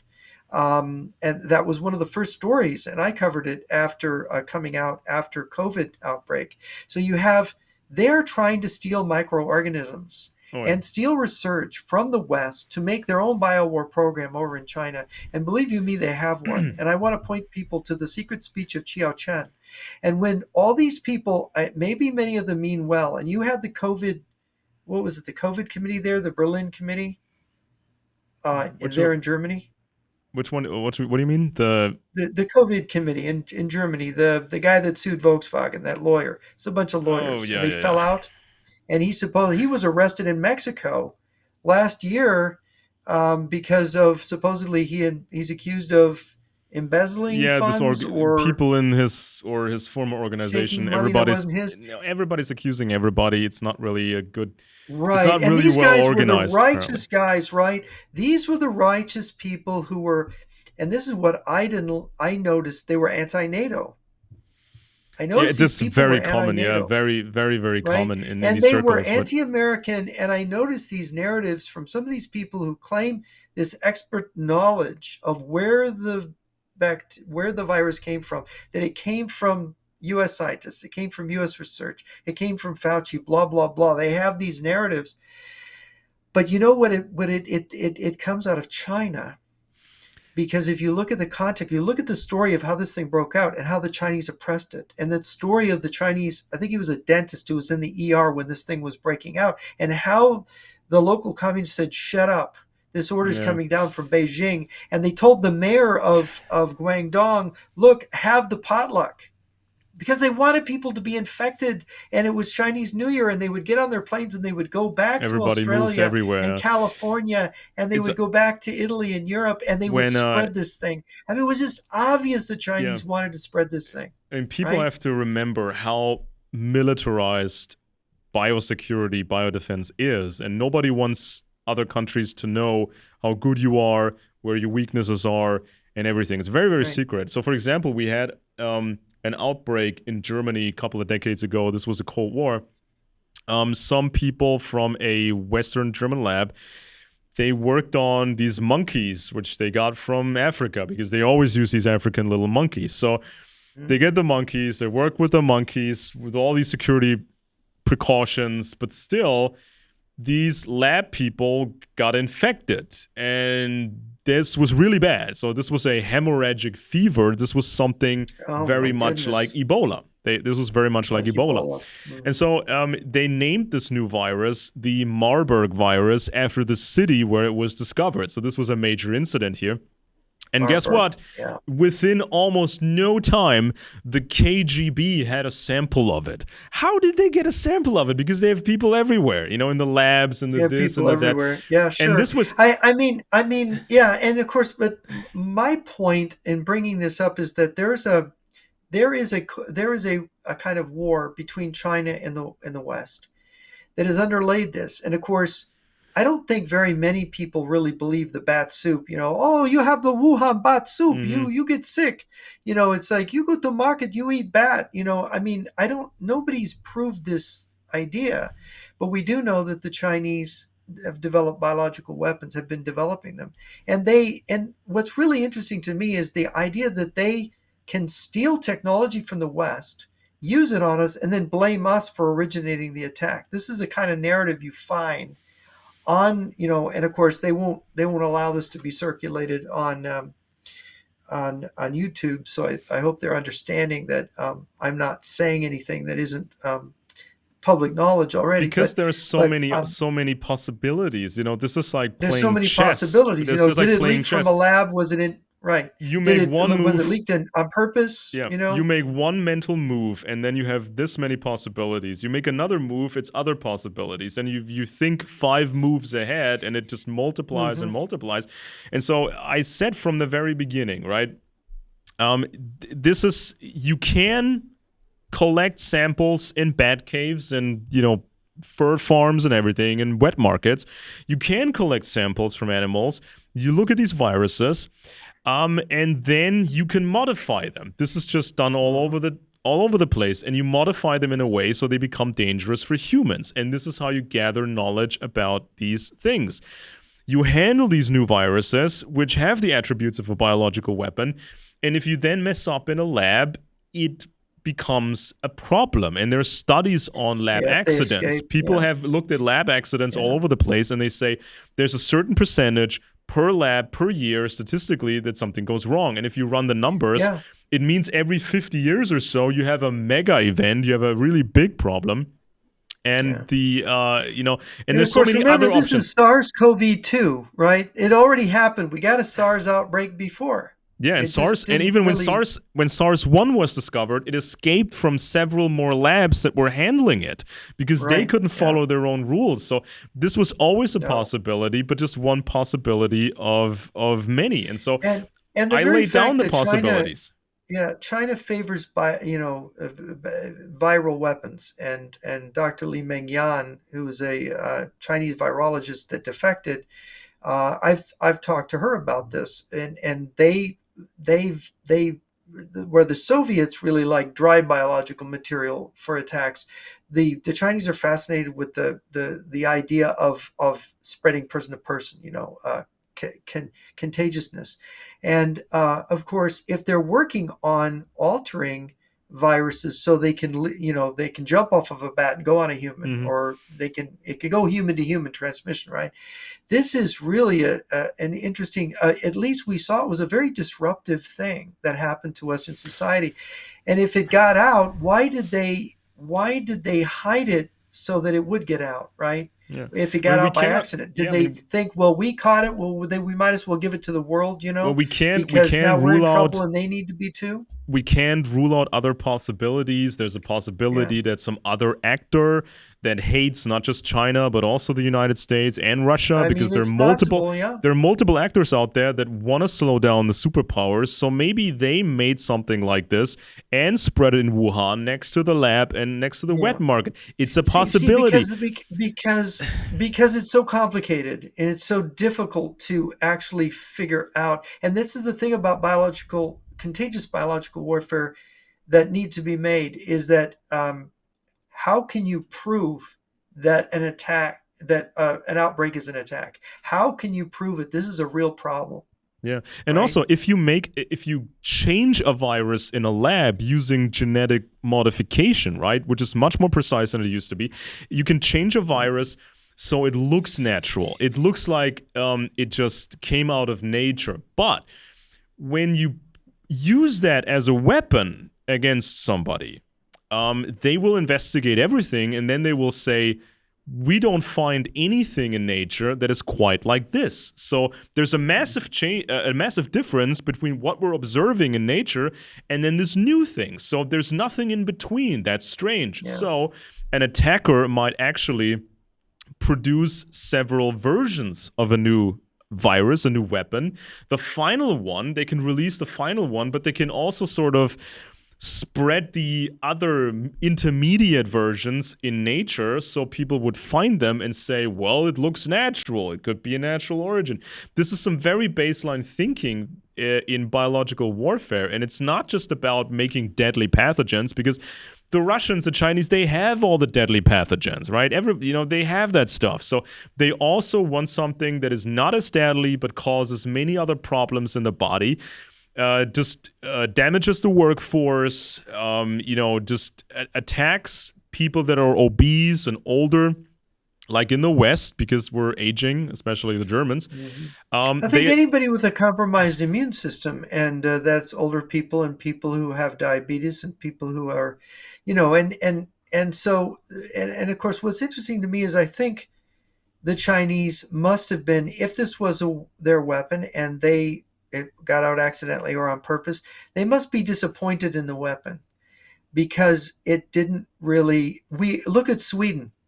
Sweden did not have lockdowns. Sweden did not do any of the things the other countries did, and the Swedish society survived. The human immune system adapted, and I think we can learn a lot from what Sweden did. Yeah, but I mean, Because why in economically Germany, disrupt your society when in the end in you have the same number of dead people as if you did nothing, in right? Germany, we have a high population density. So in any urban area, there's so many people right next to each other, and Germany is so old. We have something like 20 million people out of 80 million people. 20 million people are over the age of, I think, 60 or 65.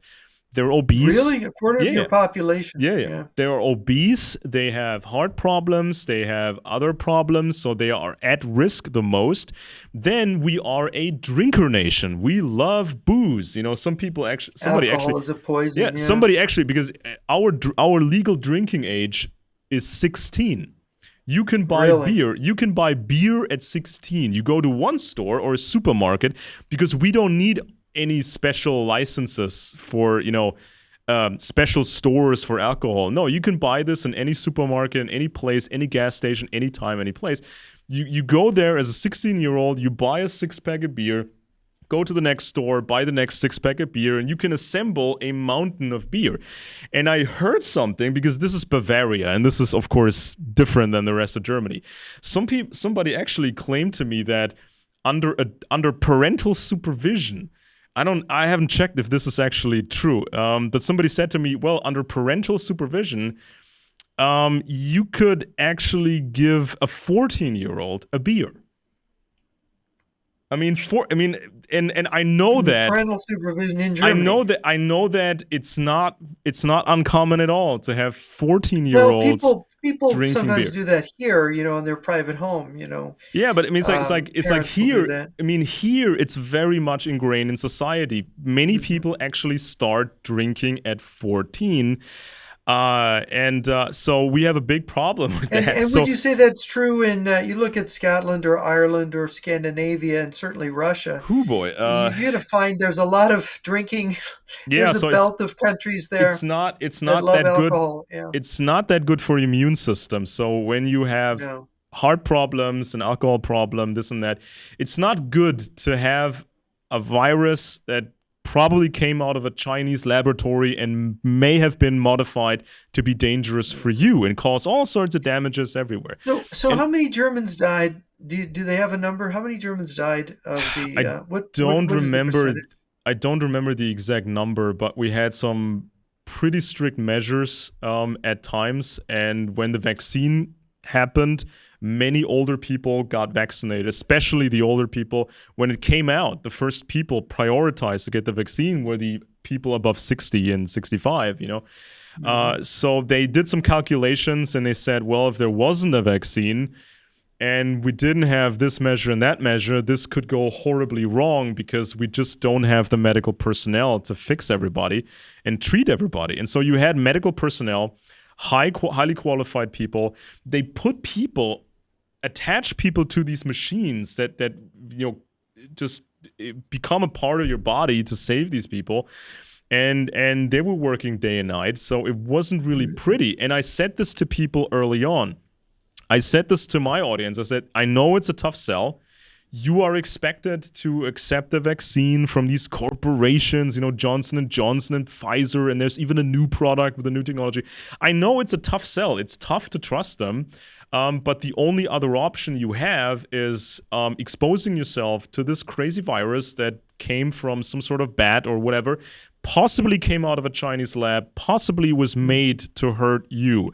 So it's a tough choice. And what I saw with the mainstream, of course, said that, just trust the system no matter what, which is, of course, naive. Mm-hmm. But the alternative media said, well, we are perfectly sure, we absolutely know for certain the virus is harmless. The virus is harmless. and you don't need to do Oh anything yeah, pretty much. And I said that, okay, it's yeah. a tough sell. It's a tough sell, but you should get informed, you should read Yeah, books see, the thing is, and this make is an the thing informed where decision. distrust. This is the thing where this propaganda, the Alex Jones kind of narratives, create. We have enough problems with He's corruption in obese. government He's and government obese. He being had problems. irresponsible. Yeah, he's obese. Yeah, we have enough problems, but when you spread that distrust, and of course, I don't deny there's not reasons to distrust big corporations and big government. I don't trust big corporations and big government myself, but sometimes if you are in a biological war, um, how is your society going to deal with it? There's a question there. And of course we have a real problem in the West in that our values have become upended, and we're having a culture war within ourselves Yeah. over And it's over like, what things mean. I looked at the recent studies, which were based on large scale exercises about a possible smallpox pandemic, of course, Yeah, and launched by an smallpox attacker. has been weaponized, by the Yeah. way. Yeah, it And has so been this, I think the weaponized. latest one was called, big one was called Pacific Eclipse, and people can look this up. And it Mhm. basically said that, well, in this scenario, we get attacked, specifically attacked by an enemy, and this stuff keeps spreading and spreading. By the time we realize we have a problem, it's already in different places. And so then this pandemic becomes a huge thing.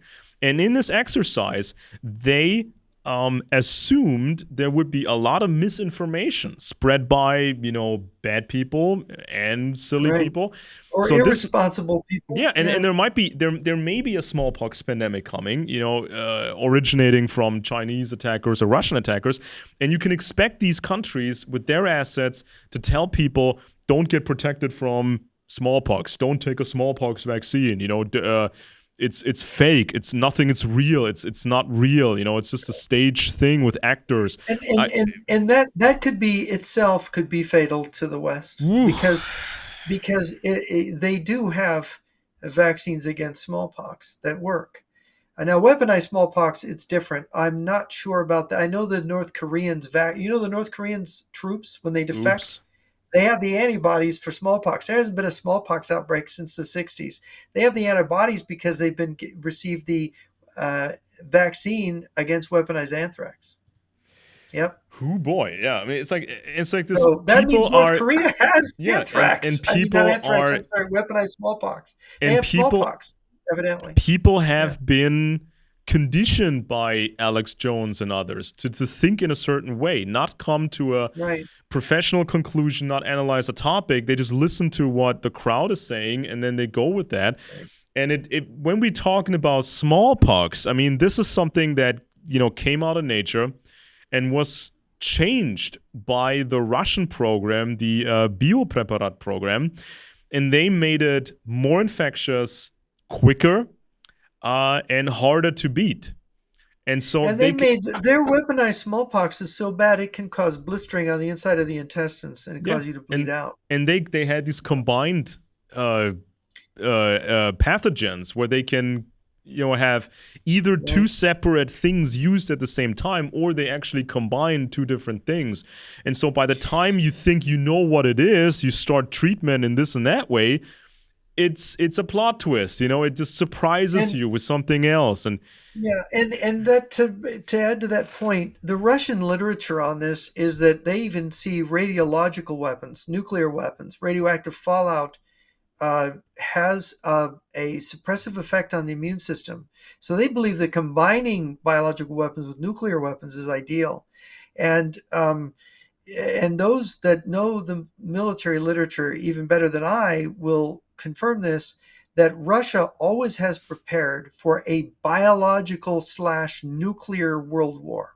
That's what they've trained for since the 1950s.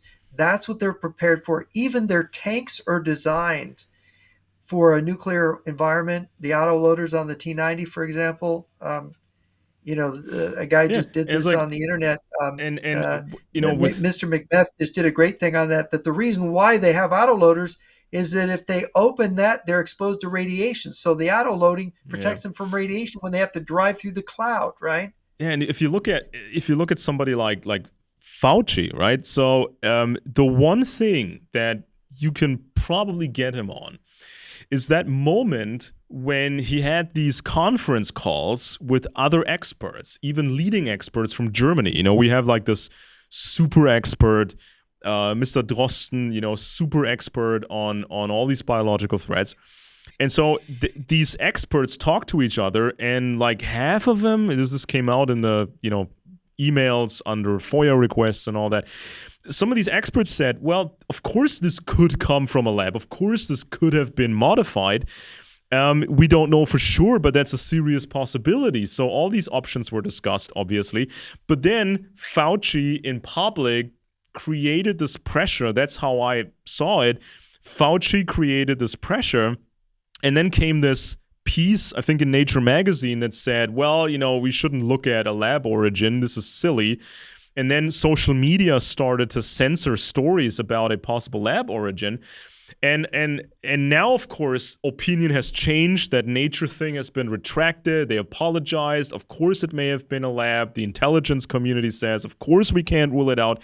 If Fauci had been clear about this, they're returning to the lab leak theory. If they had people like Mr. Wang of Luda Media and Li Mengyan who claim that it was intentionally leaked.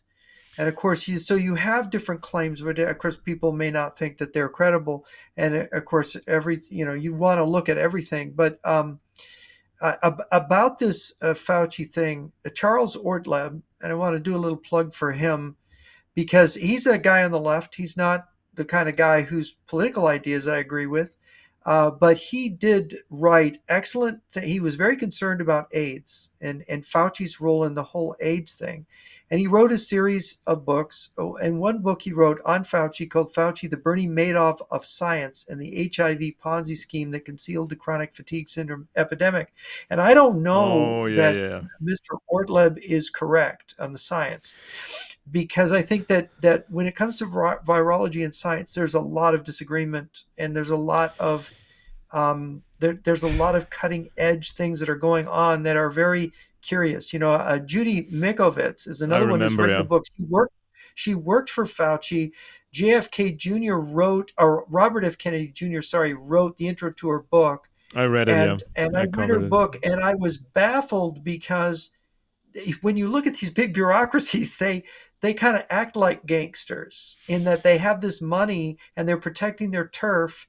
And there's, I'm not saying they are gangsters, but there's corruption in these big organizations. I remember that book. And so what happened was Judy Mikovits was doing stellar work on AIDS, and she got attention for this. By the way, she would absolutely disagree with Charles Ortleb on the cause of AIDS. And so then she starts to work on another thing. This was a virus, I think it's called XMRV or something, or I call it XMRV for practical purposes. And she said that, there's a possibility that this thing causes chronic fatigue syndrome and related syndromes. So she started work on that, and then came in Fauci and put the lid on it.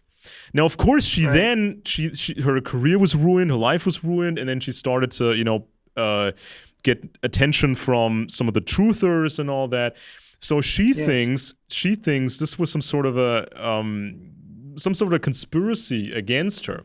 And I looked at the case and I thought, wait a minute. What happens if she discovers something that maybe the military in secret is already aware of as a problem, and the military and the intelligence community is already investigating it, and now she's messing up the investigation by taking it public? So this is a possible reason. There's a possible reason that somebody from the government, military, whatever, that somebody told Fauci, shut her up because we're on this and she's interfering with our thing. That's a possibility, but there are other possibilities. Same with, Fauci saying or creating the impression that we shouldn't really look that much into a lab origin, right? This is also what the WHO said in the first report the first major report that the WHO did. They said, it's highly unlikely this came out of a lab, blah, blah. They retracted it later. So if Fauci had been open about this early and said in public, well, we cannot rule out that this came out of a Chinese lab. We cannot rule out it was modified to harm people. This could Right. have changed people's minds. Maybe Americans, even conservatives, maybe they would have thought, if that's a real possibility, maybe I should be more careful in public, right? But we don't Right. know if Fauci was ordered by someone to say what he said. Somebody ordered him, okay, Mr. Fauci, we don't, for political reasons, we don't want to offend the Chinese. We don't know for sure yet. So we don't want this political pressure on the Chinese for the moment. So please, you're going to tell your colleagues to shut up about the lab thing. Maybe that happened. He never once, as far as I could tell, Fauci never once said to anybody, like Senator Rand Paul or anybody, I'm sorry, I cannot answer this question. This touches upon matters of national security. You need to go higher up the ranks and ask those people. Hmm. He never Hmm. said that, but there's all No. kinds of weird people in government that may have made this decision to keep this out Well, of the public. and I would urge people to read Charles Ortlib's 2 volumes on the chronic fatigue syndrome epidemic cover-up, volumes 1 and 2. I'm not enough of a biologist to understand the technical part of it, but he is looking at bureaucratic connections and corruption. And as a journalist who was covering the AIDS epidemic in the 1980s, for sure he was lied to. And for sure, and when another scientist, what was her name, Jane Tease, came up with this alternate theory of the cause of AIDS, that it was in common with, it was the same virus. It was African swine fever. And Jane Tease had evidence, and he brought this to Fauci's agency. He brought this and he said, she's got this science, she's got some promising things. This should at least be looked at. They wouldn't even fund her. They wouldn't go there. And he became suspicious because of that, because he says, why aren't they looking at this alternate interpretation? And in fact, he found some really powerful evidence in Florida of an outbreak that showed that this thing was transmitted from pigs through mosquitoes in Florida. And so he covers that in very great detail. Of course, he's a journalist, but I think he was really passionately he was honestly motivated. He wanted to get at the truth, because as a person who is publishing a gay magazine, he wanted to get to the bottom of AIDS, because it was killing his friends, right? It Yeah. was killing his people, his readers. And so when somebody's really motivated like that, he wants the truth above all. Even if Charles Ortlib makes mistakes, he wants the truth. And the one thing you get from the book, whether James Tease's theory is a viable alternative, and he wrote about the Duisbergians, and I have some knowledge of that because I knew one of Peter Duisberg's researchers years ago, decades ago. And I heard it from him that it's not this whole thing of retroviruses and the cause of HIV being the cause of AIDS was controversial, and Fauci, as a bureaucrat, and the medical system, they could destroy the career of any Oh scientist yeah. that Sure. questioned this. And so it was not maybe a scientific discovery about the cause of AIDS. It may have been a bureaucratic pronouncement that they had discovered it, right? That, okay, well, we don't know exactly, but this sounds like a good answer. And so Ortlib is making this claim that this is what they did, that Fauci made a bureaucratic decision what the cause of AIDS was. And of course, if that's true, right, that is a travesty, and that science was not served. And what you find is that when you mix government bureaucracy with scientific research, this is what you get. And I think it's endemic. And look at the Soviet institutions where you had Lysenkoism, right? In their in Ideology effect over of their science. Yeah. crimes, right? Ideology and science. They were deciding what was science based on ideological dogma. And so here you have this danger. This is always a danger when power comes into questions of truth, scientific truth. And this is why people should read Charles Ortlib. This is why, I mean, in going through Mikovitz's book, I was left baffled, saying, these people sound so dishonest. And Judy Mikovits worked for him for how long? Is she honest? It's like you're mixed up in something that it sounds. And I go back to Charles Ortlieb, and I'm thinking, well, I know he honestly wants the truth, but these people are making money. How invested in the truth and how much integrity do they have? And it's like, I don't know, right? I Yeah, don't it's know who to believe. because biology is hilariously complicated. I mean, they have to dump it Oh, down for students. They have to dump it down for kids in school. It's always a simplified version of everything. And then right, if you get into it, it becomes more complex and even more complex and even more complex. right. And the human body is incredibly complex. So it's Right. if somebody And uses then you get people, right, who then are talking about online or talking about the pandemic and talking about snake venom being the real. They're getting it through their drinking water, right? They're saying there's no virus. They're just putting snake venom in your drinking water and that's what's killing people. yeah, and if They were like actually saying that on and social media. Did you catch any of that? if there's no, but I mean, I've heard so many I things mean, is and that by now, and crazy? like there is if somebody uses smallpox or somebody uses a hemorrhagic fever for an attack, you get the television footage, you get people bleeding out everywhere, and just horrible movie like footage, horrifying footage. And everybody knows, okay, this stuff is deadly and we don't have enough medical personnel to fix all this. But what if you have, let's say, a virus that doesn't seem so dangerous when you catch it at first, right? Because there were many Mhm. people, especially in Germany, like the older people, obese people, they thought, well, this wasn't so bad, right? I mean, I felt like ill for a couple of days. I couldn't concentrate for a couple of days, but now I seem fine. But then there have been tests done. Their memory is worse. Their concentration is worse. They may have damage to their heart. They may have damage to other organs. They have lower testosterone. I mean, wouldn't this be an ideal bioweapon if it's not announced? It's not like, oh, this was an attack with, smallpox. It just happens somehow, and it creates all these different types of damage, and people are debating, is this dangerous or how dangerous is it? And people are Yeah. confused about this. I mean, people are not confused about, I hope not, about hemorrhagic fevers and smallpox, but they were sure confused about COVID, right?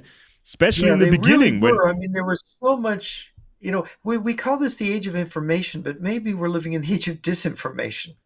yeah, Maybe this that's what crazy it stuff. I is. mean, and people Yeah, were, so I mean, I know a Brazilian doctor who was connected to the circle, Bolsonaro circle, who said that it was just an ordinary flu. There's no danger from it. This is what he was claiming.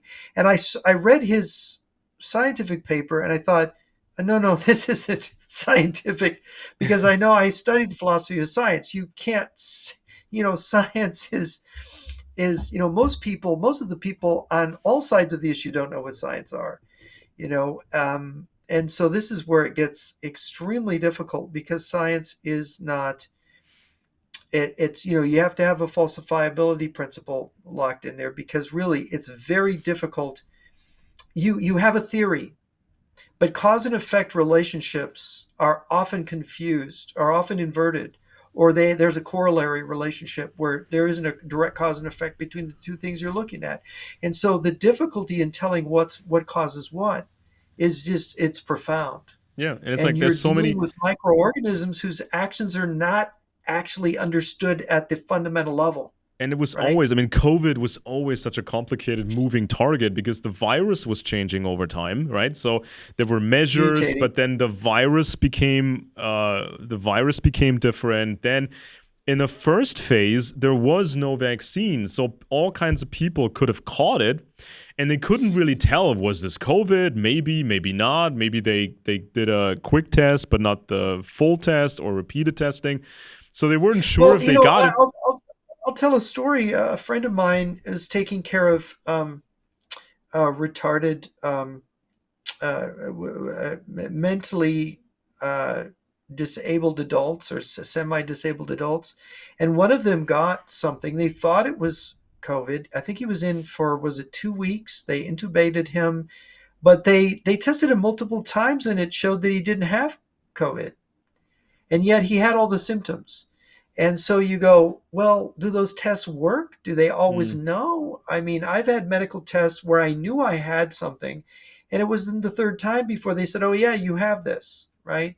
I had Graves' disease, autoimmune Graves' disease years ago. And I thought, I got all the symptoms of this and, get myself tested. Oh, no, you're fine. Get myself Hmm. tested 2 more times. Oh, no, you're fine. It's like, finally I go, you know what? This can't be that these tests are coming out negative. And then the third time, oh, yeah, you've got, in fact, you have it so bad, you have with the thyroid hormone toxicosis. I think they use a Oops. different test. And they go, oh, yeah. So you see, the idea that the testing is all that good, in today's medical thing, it's like, and in taking care of elderly parents and Yeah. seeing I the mean, I medical suspect tests, it's that. like, I mean, well, I just when don't know sometimes. so AIDS hits America. Other things happen. Chronic fatigue syndrome. I mean, this was in Mikowitz's book when she talked about how many people are Yes, affected by chronic fatigue syndrome and they can't work. They don't have a quality of life. Horrible, and this is right. spreading, and nobody quite knows where it comes from. And then, COVID happened, and now millions of people are outside of the workforce because they can only work or can be active for a few hours a day.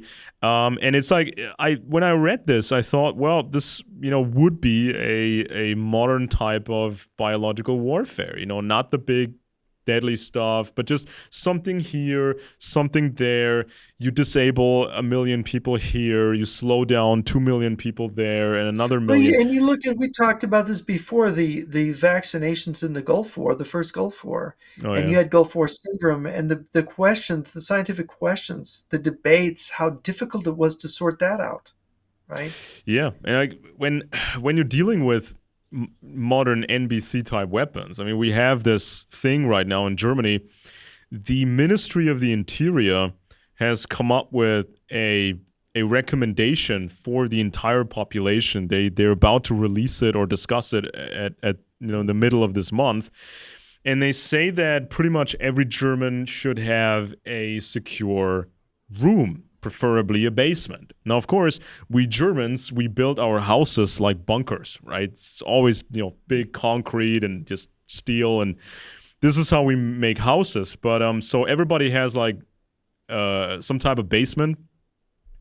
And so they say that, well, war is coming apparently, so you need to be protected in a safe room inside your house or apartment Mhm, complex. So, and mhm. then they said, well, we could actually, or we could have built professional bunkers for everyone. I mean, the real bunkers, like the people in Sweden have, the ones that And in are. Switzerland, they have them too. Yeah, yeah. So this is the stuff that protects you from chemicals, radiological threats, biological threats, the real bunkers.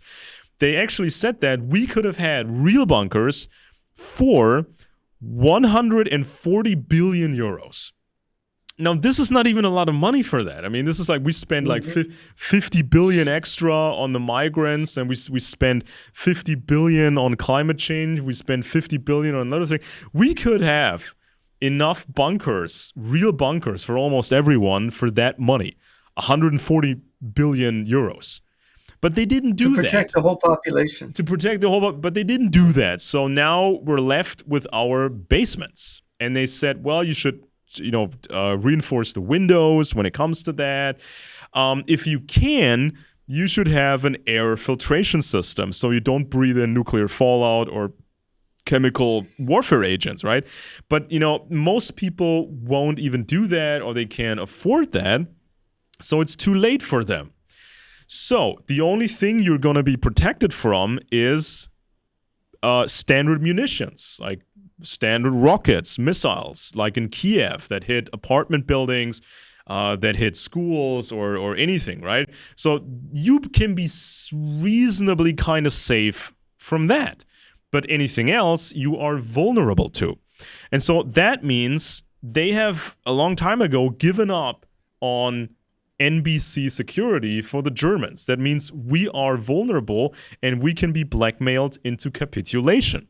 So if the Russians decide in the near future to say we have a catalog of demands. You, the German government, need to fulfill those demands, which basically means capitulation. If you don't fulfill this and sign this by the end of the month, we will launch a chemical weapon or maybe some nuclear weapons. And so that means we are not protected against it. It's then decided by the government the best option to save the people is to capitulate and take our chances with the Russians. So this is kind of how fast these things can go, right? Can go. And of course, Putin is trying to blackmail Europe right now, saying that he has more nuclear weapons than you, and so you better do what he says. Yeah, it's like they That have was the news. They have all these mid-range rockets that can be fitted with a nuclear warhead, and they have them in various places. I think even in Kaliningrad, which is like this little piece that was once Germany but now isn't, and it's very close to us, so they can nuke us at any moment. And so they could threaten it, or they could have one nuclear explosion in the ocean, a test firing, a warning shot, and then say, fulfill these demands or else. And then the government says in the media, according to our calculations, we would have 2 million dead people or 5 million dead people. We cannot have that. The better option is to capitulate. And then Germany is Russia, right? So Germany is absorbed by And I saw morons. I saw last bit here I need to mention before I forget this. I saw some morons on Twitter or X complaining about the plan of NATO to move roughly 300,000 troops from multiple nations to secure the eastern flank of NATO. This is what NATO was made for. It's a defensive alliance. So, of course, you defend your own territory. And to do that, you have to move some troops, right? So people claimed this was an outrage, that this was completely weird and strange and crazy, and this was some sort of a big threat to the Russians. And I said that, well, you think anybody would try to invade Russia with 300,000 troops? I mean, try 3 million or more. That's what you would need, right? So it's not an invasion force, obviously. The Russians could probably mobilize 10 million in an absolute existential crisis. Oh, yeah. That's probably what they could actually mobilize. They got the bunkers, they got the training for the students. Yeah. They trained the people in school and universities. They got the bunkers, they got everything. So you're right, they could have 10 million. And the thing about nuclear weapons is that you can destroy air bases with nuclear weapons with the aircraft on them because they're very fast moving. And the key usage of them is to neutralize Western air advantage and to neutralize Western logistics so that you can dominate the battlefield. I mean, if you can use nuclear missiles to hit the right targets, if you've got the right targeting strategy, you can win a conventional war using nuclear weapons as a leverage. And that's what people don't understand. And then aside from that, holding big cities hostage, if the other side can't respond. And of course, you've got the concept of strategic nuclear supremacy, where you destroy the other side's nuclear weapons in their bases, and then you'd stick them up. It's like, okay, we start knocking off cities unless you surrender, like Hiroshima and Nagasaki led to the surrender of Japan with, we hit those cities with nuclear weapons. You've got a formula for victory, for potential victory there. Of course, it might not work out the way you think, of course. This is why nobody's done it yet. Since the World War II, but this is the way the Russians and the Chinese, I believe, are thinking, and it's proved. Putin's statement now here in the last 48 hours is that that he has more nukes than Europe, and we out, right? And why is he saying? Yeah, and there's a new Cuban missile crisis coming apparently. So in Havana, Cuba, there will be a Russian submarine very soon, and some other Russian Navy ships, and it's a nuclear propulsion or nuclear engine type submarine. The Russians say, or they claim, it does not have nuclear weapons on board. if you want to believe that. But of course, the threat implied is that Well, the Russians they might have station lied, nuclear warheads yeah. there. And of course, this is like a few hundred miles away from Florida. And if you shoot a missile, from Cuba, it only takes very little time to reach targets in the United States. So you have less warning time, less ability to intercept or to protect the people. You just have minutes. You Yeah, just have minutes.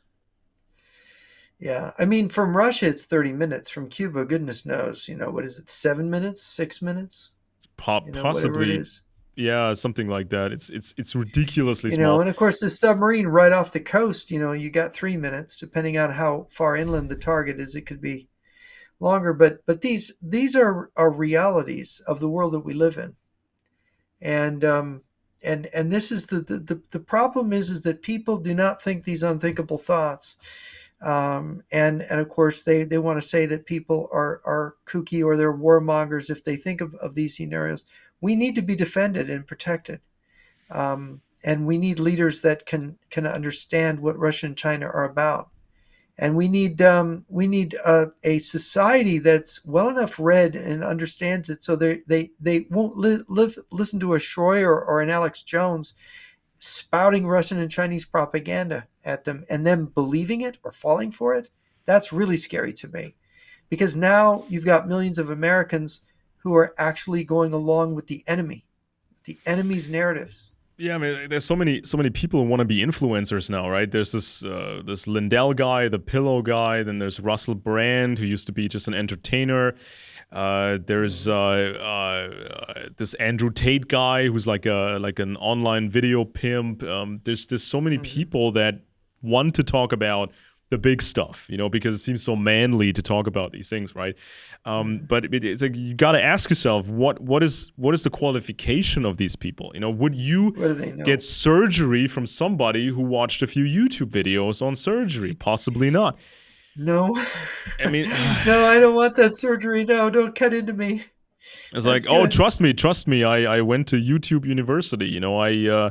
I got a degree in whatever the case. Yeah. And it's like when you're dealing with these threats, especially here to America. I recently read this book by, what was it, Annie Jacobson. This was about how Annie Jacobson's nuclear war book. She's going around doing the nuclear war tour. Yeah. So she's just giving you one scenario and just goes through the scenario Yeah, step I by don't. step. It's really so silly. I mean, I don't even want to read the book after hearing her interviews because it's such nonsense. Yeah, what she I believes don't in. understand. Yeah, She's done more work than that before. I like her other books, but that I know something about that, and that's just nonsense what she's saying. yeah, but it's just like she just gives this description of, this group is responsible for this, and then here goes the alarm, and blah blah blah. I mean, I don't think that she understands really the superpowers and all that. But when you Yeah, read the book, she was on Danny Jones explaining it, and Danny Jones had a Ryan Macbeth on, and he kind of straightened Danny out about it, saying, "Look, if Korea attacks us with nuclear weapons, we're not just going to send everything at North Korea and have those missiles flying over Russia that Russia, causes yeah, Russia to. I mean, we're it's just just smarter silly, than yeah, that. of And the course. thing is that one what is it? A couple of North Korean rockets are not going to cause us to have to respond as if the Soviet Union's attacking us in the middle of the Cold War. It's not the same thing. So there's a lack of judgment in Well, and how to she describe the doesn't reality. she doesn't seem to understand, the true relationship between North Korea and Russia and China, because to her, it's just a crazy Right. nation, these extroverted weirdo dictators, and then someday they decide to attack America with nuclear weapons. No, this would be Right. coordinated, and like North Korea is a country that's been made for nuclear war, and so when the cartel decides to move, they can use North Korea first to strike certain targets, and then the Russians and the Chinese could say, we didn't do that. This is on North Korea, but we just strongly advised the United States to not hit certain targets in North Korea because that's too close to the Chinese border, and we don't want an invasion of North Korea because that's too close to our border, blah, blah, blah. So, she doesn't understand how you can coordinate these things, right? It's not just a Right. Well, I mean, we spontaneous don't have attack. to launch land-based missiles over Russia to hit North Korea. We can attack them with submarines or bombers that are flying, from the direction of Japan. We don't have to do certain things. I mean, and we have strategies. We have sensible strategies. But Yeah, and Alex, in her book, the Russians are just seem so neutral, right? They see mhm. American missiles coming, they're targeted in North Korea, but they fly over Russian territory, as you said. But then the Russians unfortunately don't have enough money for a better warning system, so they can't tell how many rockets those are and the trajectory and whatnot. So they panic and they attack America. Sadly, and it's like she doesn't. No, Russia is not as neutral and as she describes them, right? I and mean, and she not as believes this, stupid and backward as she thinks. and she believes in the sort of American Nazi conspiracy that you once mentioned on this show. When some Yes, people believe yeah, that, there was this big conspiracy plan to create a Nazi yeah. style, government here or in America, and it's like she mentions that the Site R bunker in America, the Raven Rock bunker, that it was designed by the Nazi who designed Hitler's bunker. She had to put that in the book as if that meant anything. Um, like, Yeah. Well, anyway, we've done 2 hours. I wondered if do you have anything to wrap up with, and then we can the kind of. one thing, well, there's a big movement now going on in Europe, which is about not just moving European NATO troops around, but also moving American troops and securing these corridors where the Americans can then move in if they have to. And this is around the usual bureaucracy. So usually everything has to go through the political process and whatnot. But if it's an emergency type situation, the Americans can then just move their troops in protected corridors, and it's all very structured and coordinated. And this is happening right now. NATO has accepted that Russia is completely committed. Russia is really serious. They will not let this go because of their demographics, because of their shortcomings, and because of the older, larger plans that they have with the Chinese. So they're serious. We have accepted this. Now we're getting serious with the defense. And Hmm. this is very, very important and concerning to Americans, not because American troops will ultimately fight here, but also because if Europe falls, this becomes a much bigger problem for America because then the Yeah. Russians have us, they have our experts, our technology, then they have what they so desperately need. And then they have China, and then the Pacific Ocean becomes the Chinese-Russian lake.